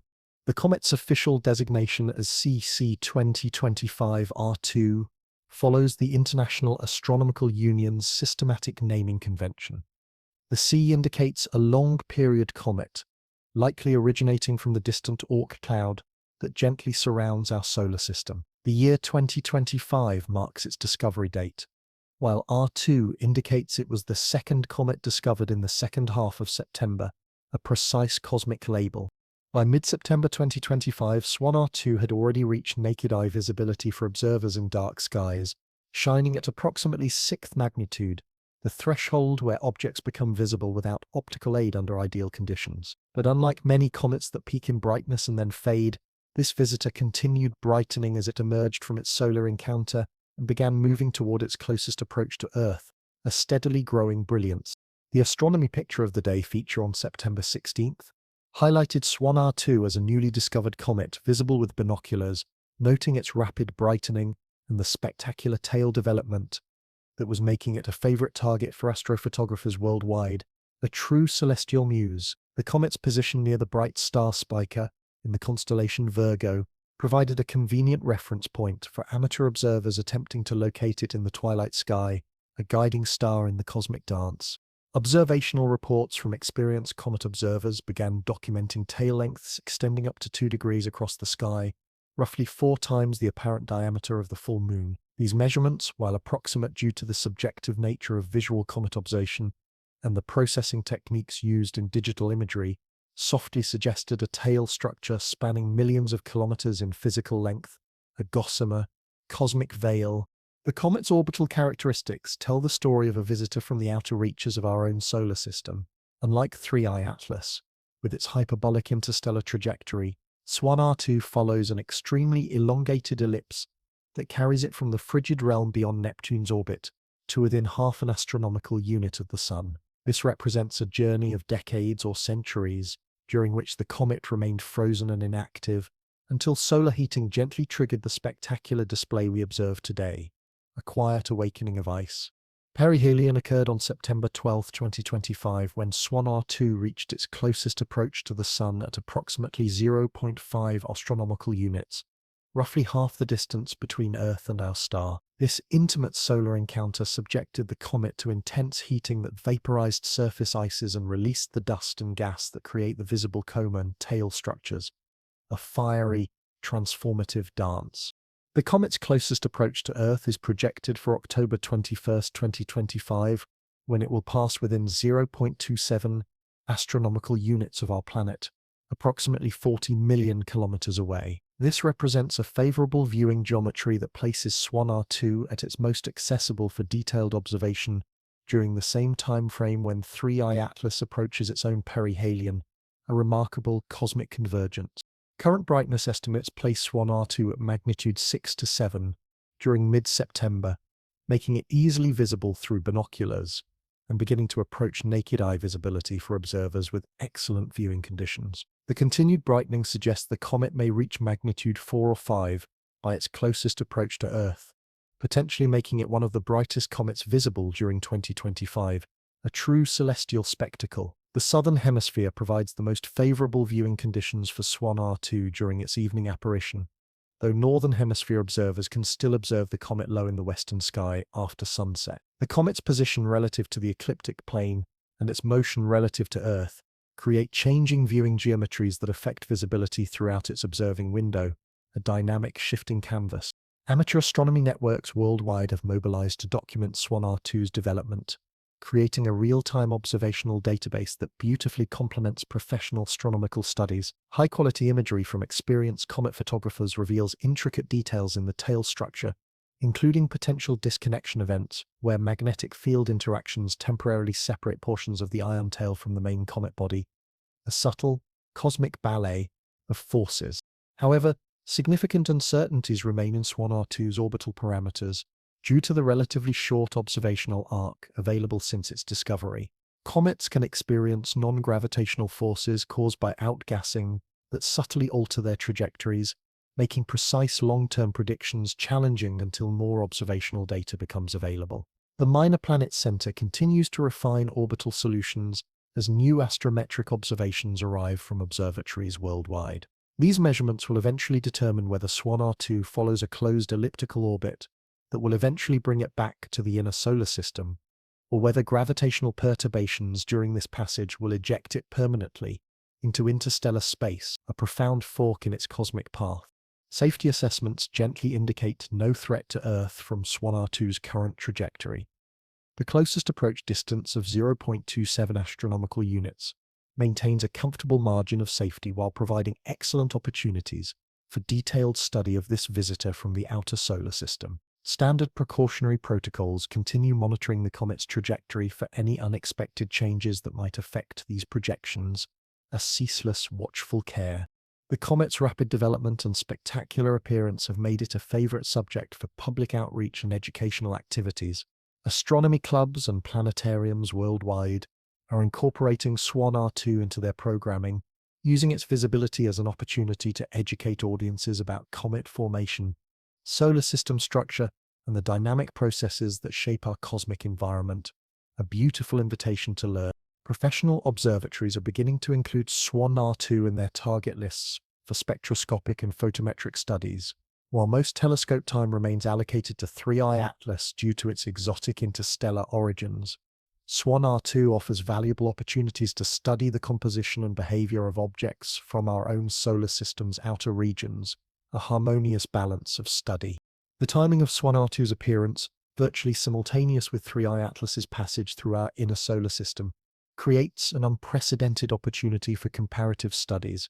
Two very different types of objects, one interstellar, one from our own Oort cloud, are undergoing similar physical processes under similar solar heating conditions, allowing researchers to examine how formation environment affects cometary behavior. If 3i Atlas represents a scout gently probing our cosmic neighborhood, why does Swan R2 arrive like a city-sized herald, announcing something far grander? The universe rarely provides such convenient juxtapositions for comparative study, making October 2025 a month that may softly reshape our understanding of what travels through the spaces between and within stellar systems, inviting a deeper, more profound contemplation of cosmic life. Let this thought cradle you into a gentle sleep.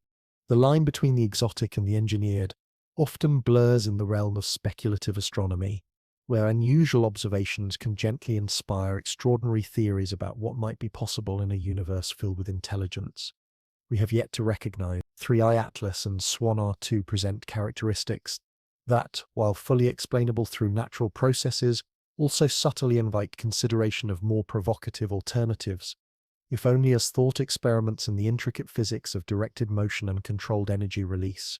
Consider first the profound question of propulsion.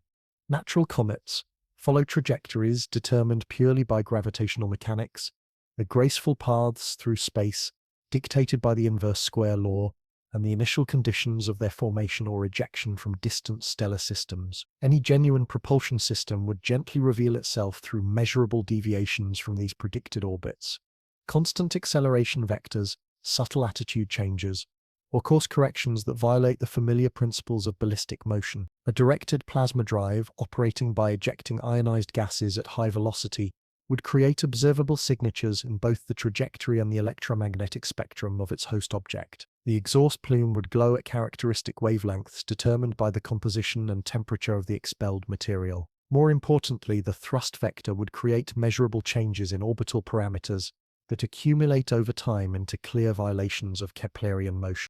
3i Atlas, in its silent journey, displays none of these characteristics.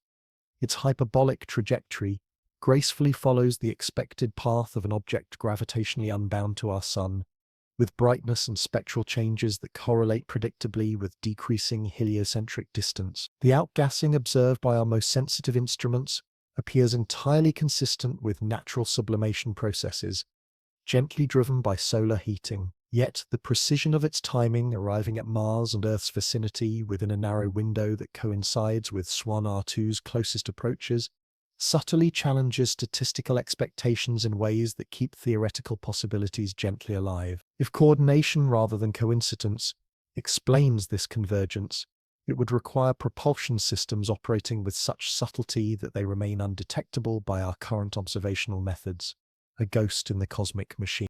Electromagnetic shielding presents another area where natural phenomena might gently mask artificial processes.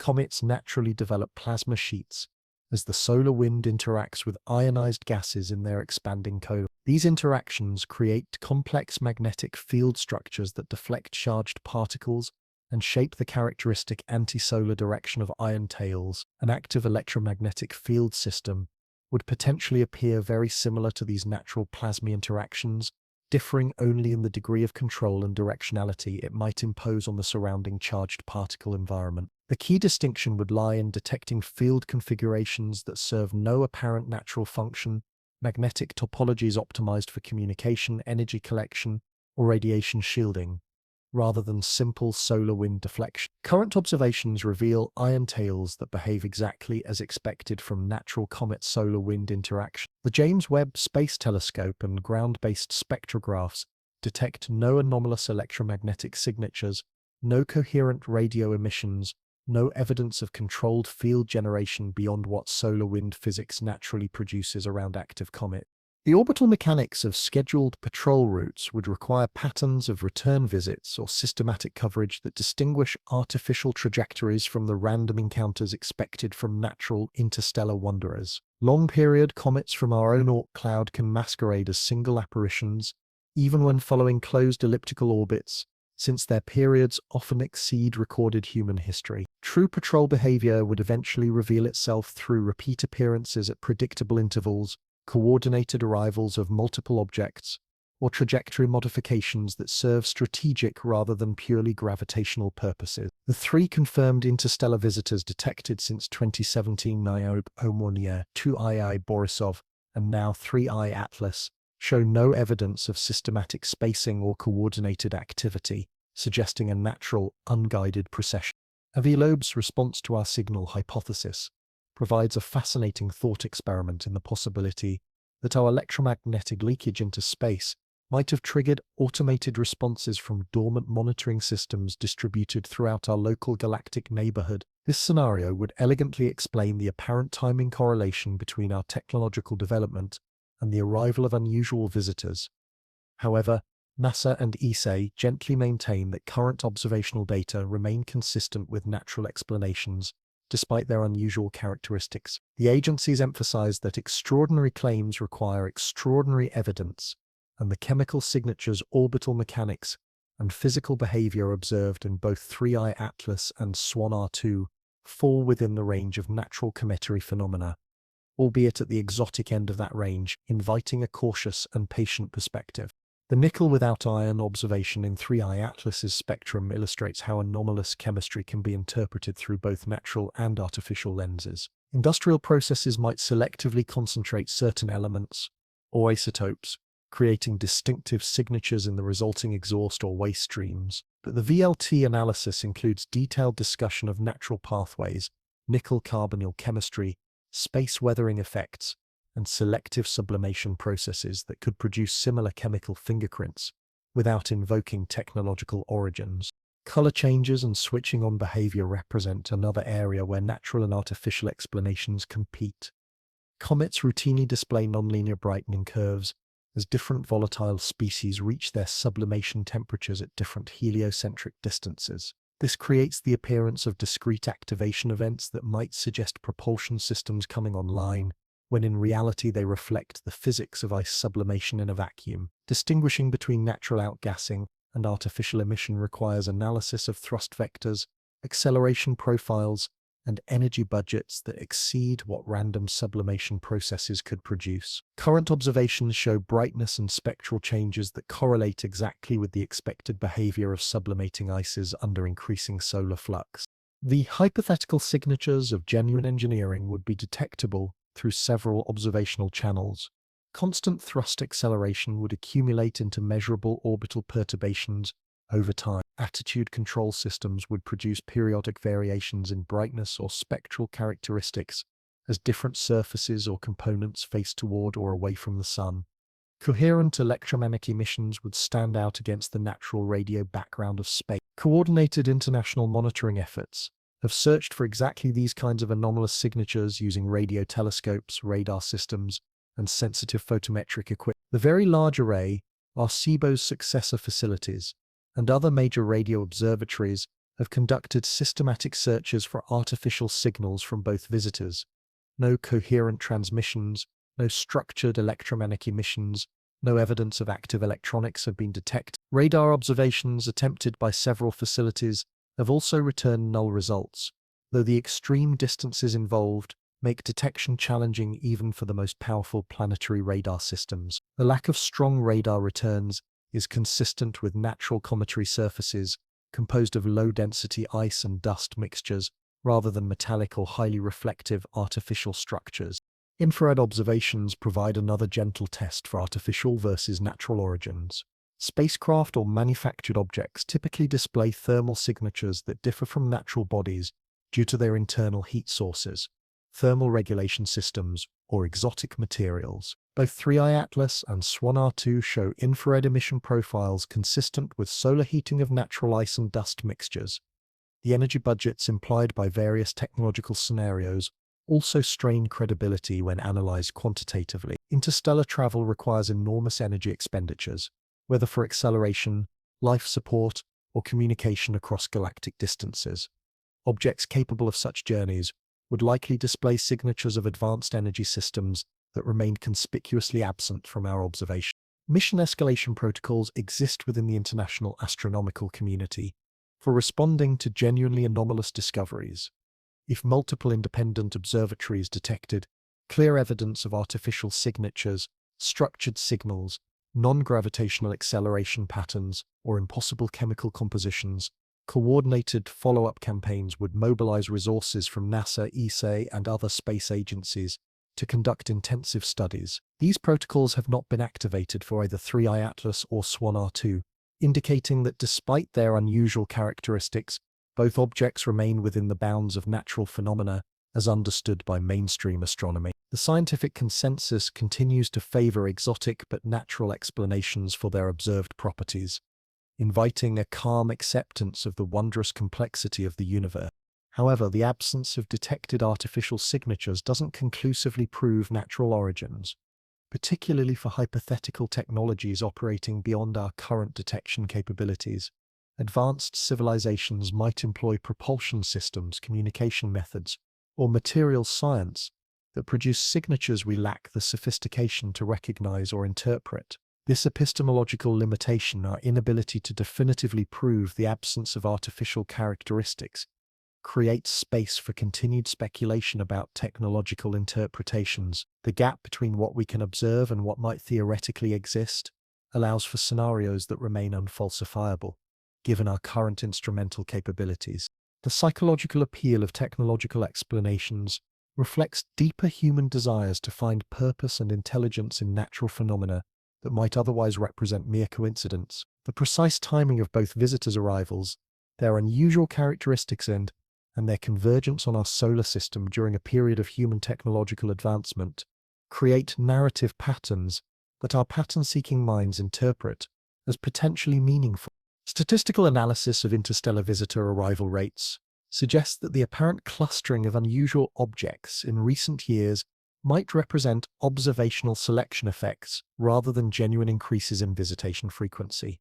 Our detection capabilities have improved dramatically over the past decade, making it more likely that we would notice objects that might have passed through undetected in previous eras. The 3 confirmed interstellar visitors detected since 2017, 1I Oumuamua, 2I Borisov, and 3I Atlas, each displayed characteristics that initially puzzled researchers but ultimately yielded to natural explanations upon detailed analysis. This track record suggests that unusual properties do not necessarily imply artificial origins, even when those properties challenge existing theoretical frameworks. Computer simulations of interstellar object trajectories indicate that our solar system should receive natural visitors at rates roughly consistent with current observations, assuming reasonable estimates for the population density of ejected objects in our local galactic neighborhood. The timing and characteristics of recent visitors fall within the expected parameter space for natural interstellar wanderers. Yet the possibility remains that some fraction of detected interstellar objects might represent technology so sophisticated that it mimics natural phenomena perfectly, either by design or as an inevitable consequence of advanced engineering that operates within rather than against natural physical laws. Such technology would be virtually indistinguishable from natural objects using current observational methods. The ultimate test of these competing hypotheses may come during the October solar encounters, when both visitors will experience their most intense heating and potentially reveal characteristics hidden during their cooler approach phases. If artificial systems are present, the stress of perihelion passage might trigger responses or failures that distinguish them from purely natural behavior. Ground-based telescopes will lose the ability to observe both objects during their closest solar approaches, creating an observational gap during the most scientifically critical period. This blind spot in our coverage means that the most definitive evidence for or against technological explanations might occur precisely when we cannot observe it. Mars-based observations during 3i Atlas's October 3rd flyby represent our best chance to maintain surveillance during this critical phase, though the limitations of existing Mars orbiters constrain what can be detected even under optimal conditions. The instruments aboard these spacecraft were designed for planetary science, rather than the detection of exotic phenomena in passing interstellar objects. If there were genuine machines hiding among these cosmic wanderers, their detection would require observational capabilities and analysis techniques that push the boundaries of current astronomical practice. The distinction between sufficiently advanced technology and natural phenomena may prove more subtle than our current scientific frameworks can reliably distinguish. The question that emerges from this analysis is not whether we have found evidence of artificial visitors, but whether we would recognize such evidence if it were present in forms that transcend our current understanding of what technology should look like when projected across interstellar distances and millions of years of operation. If there were a machine masquerading as a comet, what would we actually see through our telescopes? Perhaps exactly what we are seeing: objects that challenge our understanding while remaining just plausibly natural enough to avoid triggering the extraordinary evidence requirements that extraordinary claims demand. The universe keeps its secrets well, revealing them only to observers sophisticated enough to ask the right questions and patient enough to accept that some answers may lie beyond our current reach, inviting a deep, peaceful sleep. What could they possibly have in common? In the grand theatre of space, coincidences subtly transform into conspiracies, and timing evolves into choreography, especially when human minds gently attempt to find patterns in the cosmic chaos surrounding our small blue world. Two visitors, arriving within mere weeks of each other, displaying complementary characteristics and following trajectories that gracefully converge on our sun during the same narrow window of time, will inevitably begin to appear less like random encounters and more like coordinated elements of some larger, unseen design. If one allows imagination to softly fill the gaps where data falls silent, a profound tapestry of possibilities begins to unfold. Consider, as a tranquil thought experiment, the possibility that Swan R2 serves as a mobile depot while 3i Atlas operates as a nimble reconnaissance probe. In this speculative framework, the massive comet, with its sprawling luminous tail, represents not a natural ice body, but a sophisticated logistics platform, its apparent volatility gently masking controlled resource management and complex communication systems. The smaller, more maneuverable 3i Atlas would then function as an advanced scout, diligently gathering intelligence about our solar system's characteristics and quietly reporting back to the larger, silent installation. This depot and scout configuration would elegantly explain several puzzling aspects of their observed behavior. 3i Atlas's precise timing and trajectory could reflect deliberate navigation toward predetermined cosmic coordinates, where Swan R2 would be strategically positioned to receive data, transfer vital resources, or provide necessary maintenance support. The chemical signatures we currently interpret as unusual outgassing might actually represent controlled emissions, perhaps fuel transfer, atmospheric processing, or the subtle byproducts of technological systems operating under extreme thermal stress, a hidden industrial ballet. Alternative interpretations gently suggest both objects might be natural bodies that have been opportunistically co-opted by an ancient monitoring network, delicately scattered throughout our local galactic region. Rather than purpose-built spacecraft, they could represent commandeered asteroids and comets, their surfaces or interiors subtly modified to serve as platforms for automated systems that activate when specific conditions are met, such as the detection of electromagnetic emissions from developing technological civilization. This piggybacking scenario would gracefully explain why both visitors display characteristics that remain just barely within the realm of natural phenomena. Any civilization sophisticated enough to establish interstellar monitoring networks would likely prefer stealth over detection, using masterful camouflage and mimicry to avoid triggering defensive responses from species they encounter. Converting natural objects into technological platforms provides perfect cover, allowing artificial systems to softly hide in plain sight among the countless rocks and ice balls that populate interstellar space. A whisper in the cosmic crowd. The sun itself might serve as more than just a gravitational focus point for these operations. Solar radiation provides an inexhaustible energy source for systems designed to harvest electromagnetic radiation, while the solar wind creates a dynamic plasma environment that could support exotic physics beyond our current understanding. Iron winds streaming away from our star might serve as both communication medium and power source for technologies that operate on principles we have yet to discover, transforming our familiar sun into a cosmic utility.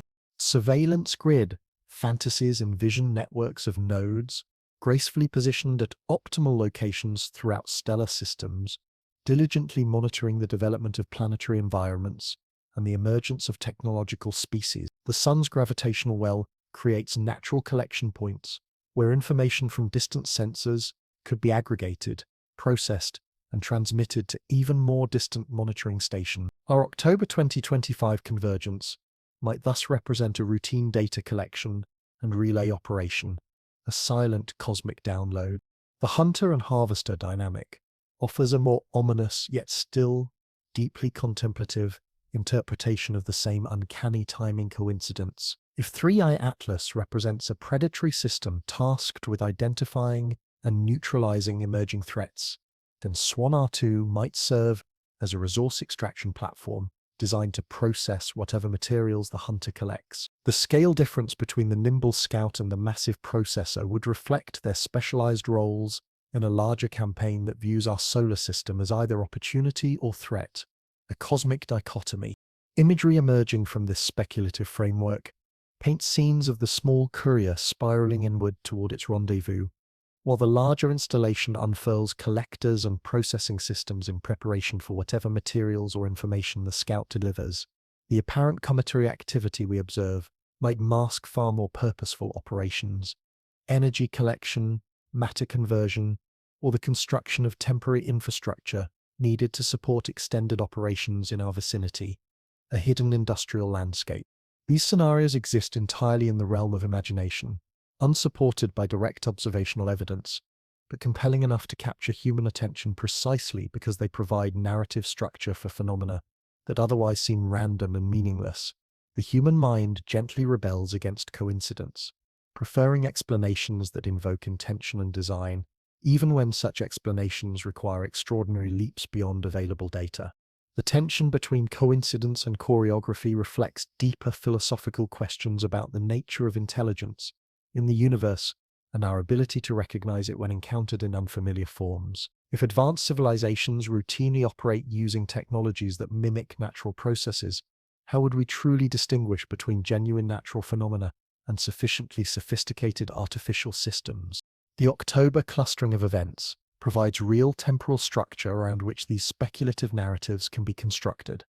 Swan R2's September 12th perihelion, 3i Atlas's October 3rd, Mars flyby 3i Atlas's October 29th perihelion, and Swan R2's October 21st closest approach to Earth create a sequence of coordinates in space and time that could represent either profound cosmic coincidence or carefully planned choreography, inviting us to contemplate the delicate balance.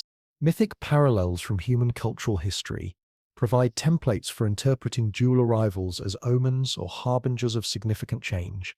Every civilization on Earth has legends of celestial visitors that announce the transition between historical epochs, lights in the sky that preceded the rise of empires, the fall of dynasties, or the emergence of new forms of knowledge and power. Perhaps 3i Atlas and Swan R2 represent a modern manifestation of these archetypal patterns, inviting a quiet, cyclical understanding of human history and cosmic events. The recurring refrain that has echoed throughout our investigation, is it a comet, a fortress, or the reply to a message we never knew we sent, takes on new meaning when applied to paired visitors rather than singular anomalies. If one represents the message and the other the reply, their convergence might mark the completion of a communication exchange that gently began when our radio emissions first leaked into space decades ago. A cosmic dialogue spanning light years. But audience guidance becomes crucial at this point in our narrative journey. We have now crossed the threshold into pure speculation, gently leaving behind the anchor of observational data for the more treacherous, yet inviting waters of imagination and possibility. The facts that ground our investigation, the October timeline, the chemical signatures, the orbital mechanics continue to support natural explanations, even as they gently inspire more exotic interpretations. The shared mission question assumes coordination where none has been proven, purpose where coincidence remains the simpler explanation, and intelligence where natural processes provide adequate explanatory frameworks. These assumptions reflect human psychological needs for meaning and pattern, as much as they reflect genuine scientific puzzles about the behavior of interstellar visitors. Yet the possibility cannot be entirely dismissed that some forms of advanced technology might be so sophisticated that they operate indistinguishably from natural processes, either by deliberate design or as an inevitable consequence of engineering that works with rather than against the fundamental laws of physics. Such technology would require detection methods and analysis frameworks that exceed our current scientific capabilities, inviting us to expand our mental horizons. The ultimate test of these shared purpose scenarios may come during the upcoming solar encounters, when both visitors will experience their most intense heating and potentially reveal characteristics that remain hidden during their cooler approach phases. If coordination truly exists between these objects, it might subtly manifest during the stress and opportunity of perihelion passage, when energy and communication requirements reach their peak levels. The observational gap created by solar glare during these critical phases means that the most definitive evidence for or against coordinated behavior might occur precisely when our instruments cannot observe it. A profound, quiet irony. We may emerge from the October silence with refined data about natural cometary processes, or we might find ourselves softly confronting evidence that challenges our fundamental assumptions about what moves through the darkness between stars. If they share a mission, what mission needs both a scalpel and a factory? The answer might be written in the fire of our sun during the hidden weeks ahead, when two cosmic visitors dance their final steps in humanity's sight before vanishing into the archives of memory and speculation. Let the deep quiet of space settle over you as you rest. In the realm of speculative astronomy, where imagination gracefully meets physics, few scenarios capture the sense of cosmic purpose quite like the relay hypothesis. This intriguing idea posits that 3i Atlas serves as a data courier, while Swan 2 functions as a processing and transmission center, converging on our sun to complete an information exchange that has been years or even decades in preparation. Picture 3i Atlas as the messenger, gently arriving from interstellar space, carrying compressed archives of observations gathered during its long, silent journey through our local galactic neighborhood. Its modest size and nimble trajectory softly suggest optimization for speed and maneuverability rather than bulk data storage. Yet even a small object could contain vast amounts of information if encoded using sufficiently advanced storage technologies, a tiny yet potent cosmic archive. The unusual chemical signatures we observe might represent not natural outgassing but controlled data writes, information being inscribed into physical substrates as the courier approaches its designated rendezvous coordinates. Swan 2, gracefully emerging from our own solar system's outer reaches, presents the complementary profile of a data center designed for processing and relay operations. Its massive scale and dramatic tail development could mask sophisticated collection arrays and transmission systems, optimized to operate under the extreme conditions found near stellar environments. The apparent cometary activity might camouflage directed energy beams, plasma manipulation systems, or exotic communication technologies that function by modulating solar-wind interactions. A complex hidden symphony of engineering. The sun itself becomes the crucial third element in this hypothetical relay operation, Our star represents the most powerful energy source within hundreds of astronomical units, capable of powering systems that would be impossible to operate using portable power supplies alone. But the sun offers more than just raw energy. It creates a unique physical environment where gravitational lensing effects, magnetic field interactions, and plasma dynamics might enable communication technologies that operate on principles beyond our current understanding, a cosmic powerhouse of possibility. Gravitational lensing provides one potential mechanism for long-distance communication using stellar-scale infrastructure. Einstein's general relativity gently predicts that massive objects like stars can focus electromagnetic radiation, creating natural telescopes capable of detecting signals from enormous distances. A sufficiently advanced civilization might position relay stations at gravitational focus points throughout the galaxy, using stars as amplifiers for communication networks that span interstellar distances, a galactic network of light. The plasma environment surrounding our sun creates another set of possibilities for exotic physics applications. The solar wind carries charged particles throughout the solar system, establishing electrical currents and magnetic field structures that could potentially be manipulated by advanced technologies. Imagine systems that write information directly into plasma flows, encoding messages in the magnetic field configurations that stream past planets and into interstellar space. A cosmic scroll unfolding. Visual imagery of this hypothetical data handoff paints scenes of industrial scale masked by natural phenomena. Swan R2 unfurls collection surfaces disguised as dust and gas clouds, harvesting solar radiation with an efficiency that makes photosynthesis look primitive. Memory storage systems write information into crystalline matrices that can survive interstellar radiation and temperature extremes. The fortress bathes in ion fire while terabytes of compressed intelligence flow between systems operating at the intersection of matter and energy. A profound and silent transfer. The concept of harvesting sunlight for energy-hungry data operations reflects the enormous power requirements that any interstellar communications system would face.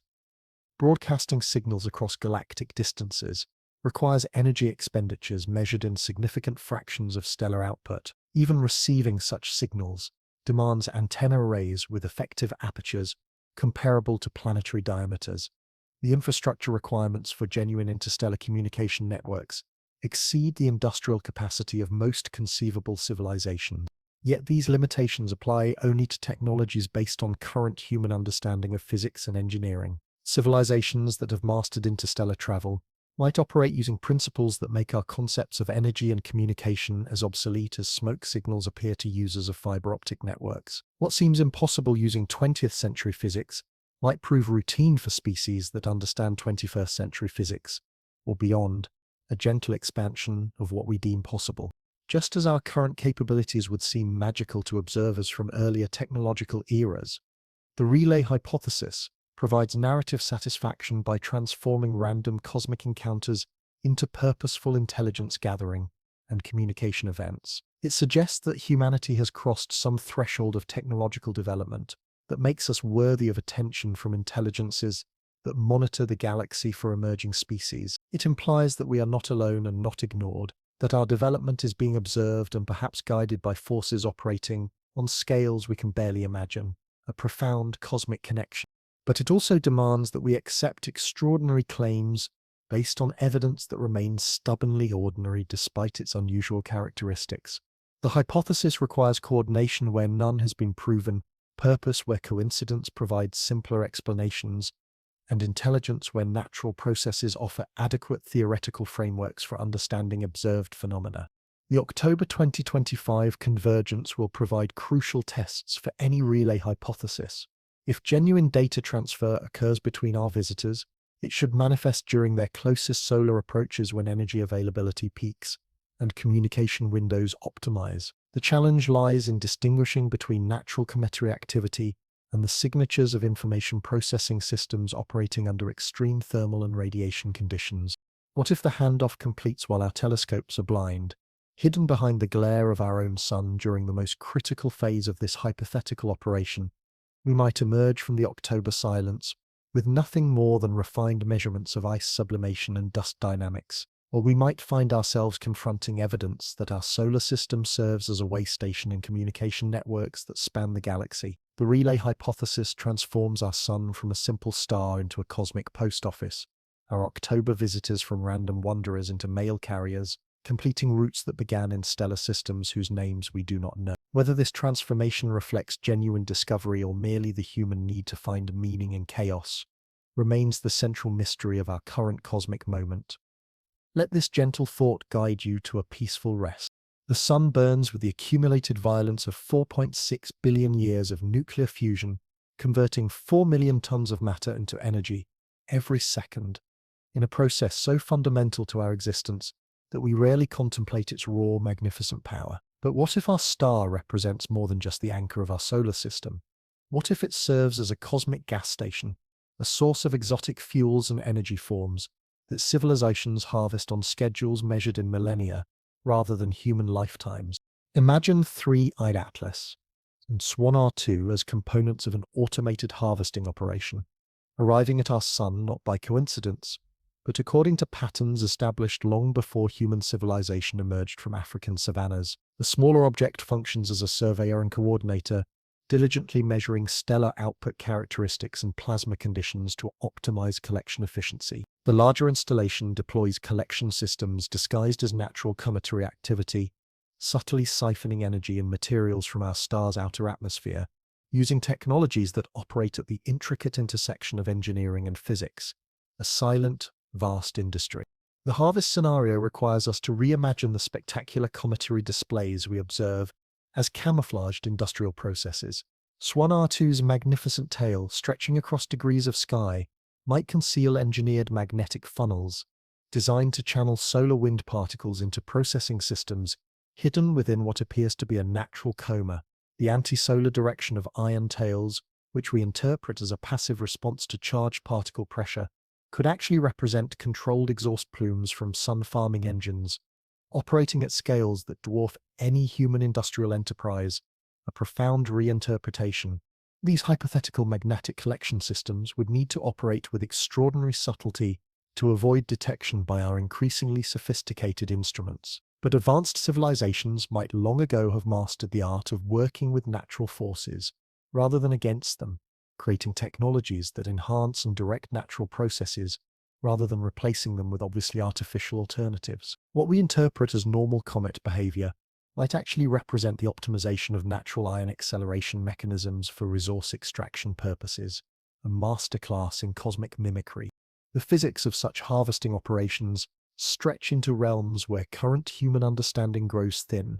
Consider the possibility of micro-wormhole networks, temporarily stabilized by the extreme gravitational and magnetic field conditions found near stellar surfaces. These microscopic space-time conduits could provide instantaneous transport for harvested materials across interstellar distances, eliminating the need for conventional propulsion systems to carry collected resources back to distant consumer civilizations. The extreme fields required to maintain such wormhole networks would exist naturally only in environments like stellar coronas, where magnetic field strength reach thousands of times Earth's surface magnetism and gravity wells approach the limits where general relativity effects become significant. Our sun's October visitors might be positioning themselves to exploit these unique physical conditions during a brief window when field geometries align favorably for exotic physics applications, a rare cosmic convergence. Rhythmic pumping operations could follow cycles tied to solar rotation and magnetic field variations, creating cadences of light and shadow that our instruments would record as natural brightness fluctuations. The 27-day solar rotation period establishes natural rhythms in magnetic field orientation and plasma density that sophisticated harvesting systems might exploit for maximum efficiency. October 2025 might represent an optimal harvest window, delicately determined by long-term cycles in solar activity and magnetic field configuration. The isotope composition of solar wind provides another potential target for advanced harvesting operations.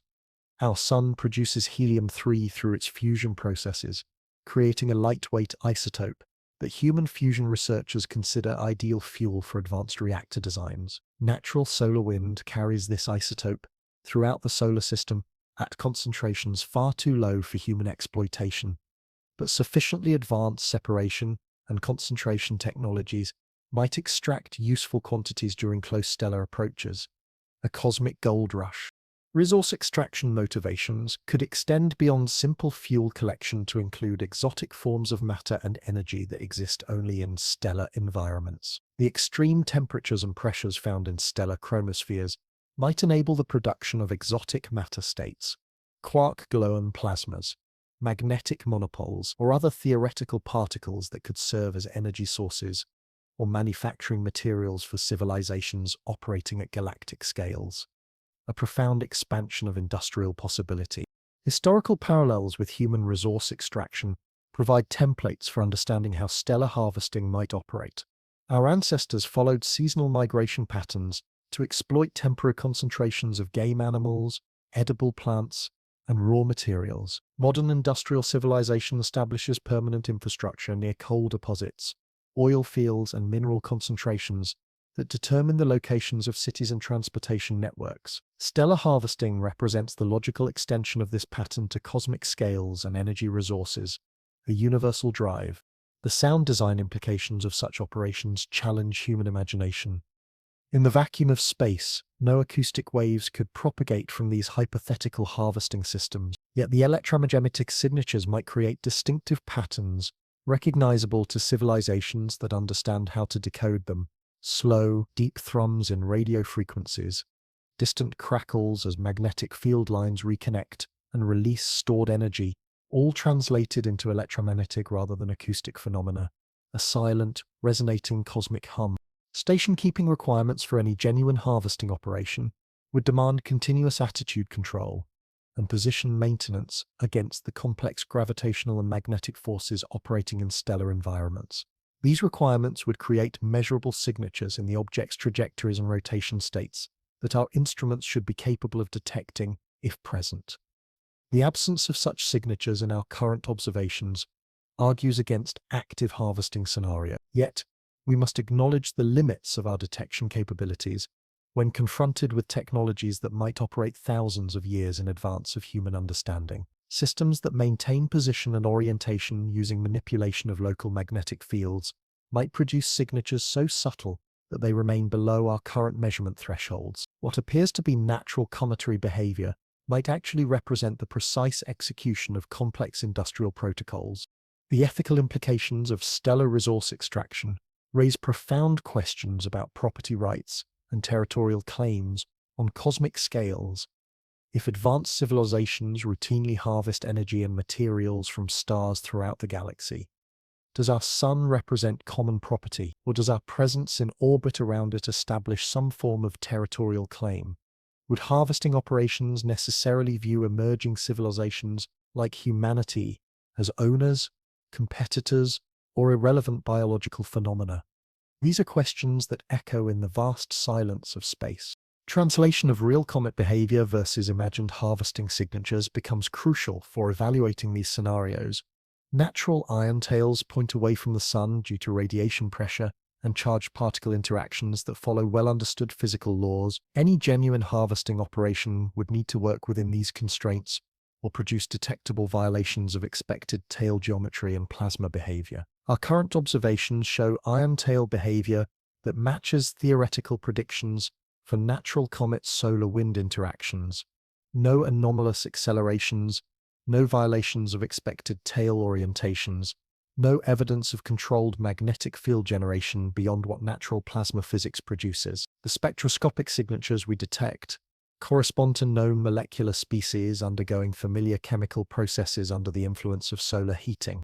If stellar harvesting operations were active in our solar system, we would expect to detect non-Keplerian orbital signatures as harvesting systems maintained optimal positions relative to changing solar conditions. The absence of such signatures in our tracking data for both 3I Atlas and SWAN R2 suggests that whatever forces control their motion operate through gravitational rather than artificial mechanisms. But the harvest scenario retains its psychological appeal precisely because it transforms random cosmic encounters into elements of a vast industrial enterprise that spans both space and time. It suggests that our sun serves purposes beyond simply providing energy for life on Earth, that our stellar system participates in economic networks that operate on scales we can barely comprehend. The October 2025 convergence becomes a moment of cosmic commerce rather than mere gravitational mechanics, with both visitors playing specialized roles in resource extraction operations that follow schedules established long before human civilization began, asking questions about lights in the sky. If the sun is a station in some galactic resource network, how many routes dock here regularly, and what do they carry away into the cosmic night? The answer might be written in the fire and plasma of our star's corona, readable only to intelligence sophisticated enough to distinguish between the natural and the deliberately harvested in the dance of matter and energy that surrounds every star. Let your mind gently wander as you embrace the quiet of the night. In the hidden theater behind our sun's blinding glare, where human telescopes cannot penetrate, and only imagination can script the drama, October 2025 might witness the final act of a cosmic conflict that has been gently building since two visitors first appeared in our sky. Three profound scenarios softly play out in the realm of pure speculation, each casting our mysterious visitors in roles that transform them from passive wanderers into active participants in some larger struggle for control, information, or cosmic security. The rescue scenario unfolds as a story of technological salvation, with Swan R2 arriving not as a separate visitor, but as an emergency response to 3i Atlas's distress signals. In this interpretation, the interstellar wanderer presents not a healthy probe, but a damaged scout, its unusual chemical signatures reflecting system failures rather than exotic composition. The nickel emissions without accompanying iron might indicate hull breaches or component failures that are subtly bleeding industrial materials into space as the craft struggles to maintain basic operations. A silent cry for help. Swan R2's dramatic emergence from solar conjunction takes on new meaning as an emergency deployment, its spectacular tail development masking the rapid unfurling of rescue equipment and stabilization systems. The massive comet's approach trajectory positions it to intercept 3i Atlas during the critical phase of solar encounter, when thermal stress and radiation exposure could complete the destruction of whatever systems remained functional aboard the failing interstellar craft. The choreography of rescue operations would require precise timing and coordination that could easily be mistaken for natural gravitational mechanics. Swan R2 would need to match 3i Atlas's velocity and trajectory while deploying collection systems disguised as cometary outgassing. The operation might involve transferring critical systems, evacuating data storage, or providing power and life support for crew members who have survived years of interstellar travel only to face system failures during their final approach to our sun, a poignant cosmic drama. Alternative interpretations suggest a retrieval scenario, where Swan R2 functions as a collector rather than a rescuer, arriving to gently gather intelligence or recover equipment from a probe that has completed its mission. 3i Atlas might represent a reconnaissance platform designed to gather specific information about our solar system, with Swan R2 serving as the mobile storage and transportation system that will carry collected data back to its point of origin. This retrieval operation could involve the physical ingestion of the smaller craft by the larger one, a process that might appear to our instruments as a collision or fragmentation event. But rather than destruction, the apparent consumption would represent the successful recovery of intelligence assets following mission completion, a deceptive cosmic embrace. The unusual timing of both objects' solar approaches creates optimal conditions for data transfer and physical recovery, while minimizing exposure to observation from Earth-based telescopes. The logistics of interstellar intelligence gathering might require exactly this type of staged operation, with specialized reconnaissance probes designed to be disposable after single-use missions. The enormous energy costs of interstellar travel make it economically impossible to return small craft to their origins, but larger collector vehicles could efficiently gather multiple completed missions while following trajectories that enable eventual return to base. The Purge scenario presents the darkest interpretation of the October convergence, with Swan R2 arriving not to assist 3i Atlas, but to sanitize evidence of its passage through our solar system. In this framework, the interstellar visitor represents a beacon or communication platform that has exceeded its operational parameters, perhaps by transmitting information back to its controllers or by revealing too much about its artificial nature through detectable signatures. Swan R2 in this chilling narrative becomes the cleanup crew, tasked with erasing evidence of technological visitation before emerging human intelligence can gather definitive proof of artificial origins. The Purge operation would involve not just the destruction of 3i Atlas, but the dispersion of its remains in ways that make forensic analysis impossible. Advanced disintegration technologies might reduce the probe to constituent atoms, scattering them so thoroughly that no trace remains of their artificial arrangement. The timing of this hypothetical sanitization reflects careful calculation of human observational capabilities and the approaching observational blackout as both objects sink into solar glare. By timing the purge operation to occur when Earth-based telescopes cannot observe the process, the cleanup crew ensures that no human instruments will record the actual destruction and evidence disposal, a perfectly executed cosmic disappearance. Each scenario requires us to reimagine the spectacular cometary displays we observe as camouflaged operations involving technologies that operate at the intricate intersection of physics and engineering principles we don't yet understand. The brilliant tails and expanding comae might mask energy weapons, matter disintegration systems, or exotic propulsion technologies that function by manipulating solar wind and magnetic field interactions. But these dramatic interpretations must contend with the persistent reality of observational data that shows no evidence of conflict, coordination, or artificial intervention. Both objects continue following trajectories determined by gravitational mechanics, displaying spectroscopic signatures consistent with natural ice sublimation and dust emission. No anomalous accelerations suggest active maneuvering. No electromagnetic signatures indicate artificial power systems or communication equipment. Mars serves as our only potential witness to whatever might occur during the critical encounter phases, with orbiting spacecraft positioned to observe 3I Atlas during its October 3rd flyby. These robotic observers carry instruments designed for planetary science rather than the detection of exotic phenomena, but they might capture evidence of any genuine interactions between our visitors that exceed the bounds of natural behavior. The European Space Agency's coordination of Mars-based observations represents our best hope for maintaining surveillance during phases when Earth-based telescopes lose track of the visitors due to solar glare. However, the limitations of existing Mars orbiters mean that only the most dramatic deviations from expected natural behavior would be detectable at the distances involved. Communication delays between Earth and Mars further complicate real-time monitoring of any hypothetical conflict scenario. The 4 to 24 minutes signal travel time means that any intervention or response from Earth would arrive too late to affect events occurring on time scales of minutes or hours. We remain passive observers of whatever unfolds in the space between Mars and our Sun, a quiet, watchful presence. The psychological appeal of conflict scenarios reflects human tendencies to interpret ambiguous events in terms of familiar narrative structures involving struggle, resolution, and the triumph of one force over another. These dramatic frameworks provide emotional satisfaction by transforming cosmic coincidence into purposeful action, even when that purpose involves destruction rather than construction. When the lights come back and our telescopes regain their ability to track both visitors, will we count the same number of objects that disappeared behind our Sun? Will their orbits, compositions, and behaviors match predictions based on natural cometary models? Or will we confront evidence that the universe contains conflicts and resolutions playing out on scales that dwarf human experience and challenge our understanding of what intelligence can accomplish when it operates beyond the reach of human observation? Let the profound quiet of space gently lull you to sleep. The instruments fall silent, one by one, as both visitors gently sink into the Sun's overwhelming glare. Observatory feeds flicker and fade, coronagraphs saturate with light. The greatest show in our cosmic neighborhood softly vanishes behind a curtain of hydrogen fire, leaving us with nothing but memory, quiet speculation, and the patient tick of atomic clocks, counting down to revelation.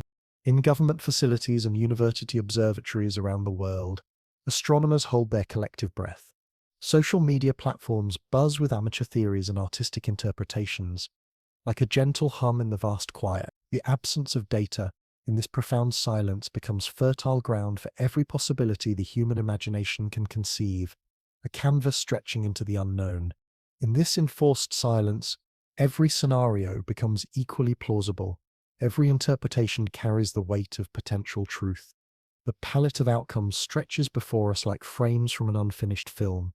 One object returning, subtly altered in color or brightness, forever changed by its solar encounter.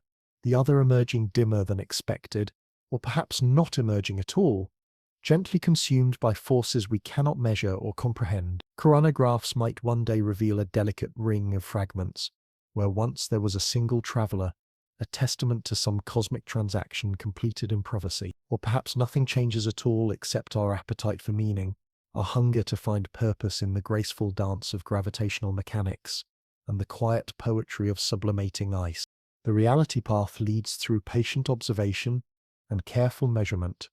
Swan-Natu's public window peaks in late September and October, offering amateur astronomers their best chance to witness its spectacular tail sweeping across evening skies. 3i Atlas will softly emerge from solar conjunction in December if our models hold true, allowing professional instruments to resume their careful cataloguing of its chemical signatures and orbital evolution. Current evidence points steadily toward natural phenomena.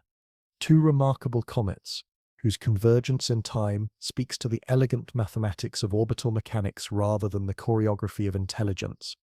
Their true scientific value lies not in confirming our wildest speculation, but in learning about the formation of other star systems, the intricate chemistry of pristine materials from the outer reaches of our galaxy, and the profound processes that shape objects as they encounter our sun's fierce radiation.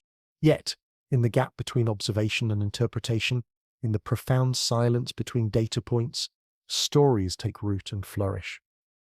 We are pattern-seeking creatures, beautifully designed, living in a universe vast enough to contain both mundane physics and extraordinary possibilities. The October silence becomes a canvas on which we project our deepest questions about intelligence, purpose, and our place in the cosmic order. If an ancient machine kept an appointment at our sun, what would it find in our small corner of space? A young world, harboring a curious species just beginning to reach toward the stars, already filling the electromagnetic spectrum with the gentle chatter of civilization. Perhaps it would find exactly what it was looking for, or perhaps it would discover something unexpected in the complex symphony of human hopes and fears, played out against the backdrop of cosmic time. When December's light returns our visitors to view, when the instruments resume their whispered reports of position and velocity and spectral signatures, we will have our answer to the question that has echoed through chapters of wonder, speculation, comet, fortress, or reply. Until then, we wait in the October silence, gently cradled by the gravitational embrace of our sun, wondering what stories the darkness might be writing in languages we have yet to learn to read. The universe keeps its secrets well, but it rewards patience with revelation. Let the universe's quiet rhythm cradle you as you drift into the cosmic dark. Your dreams are part of its endless mystery.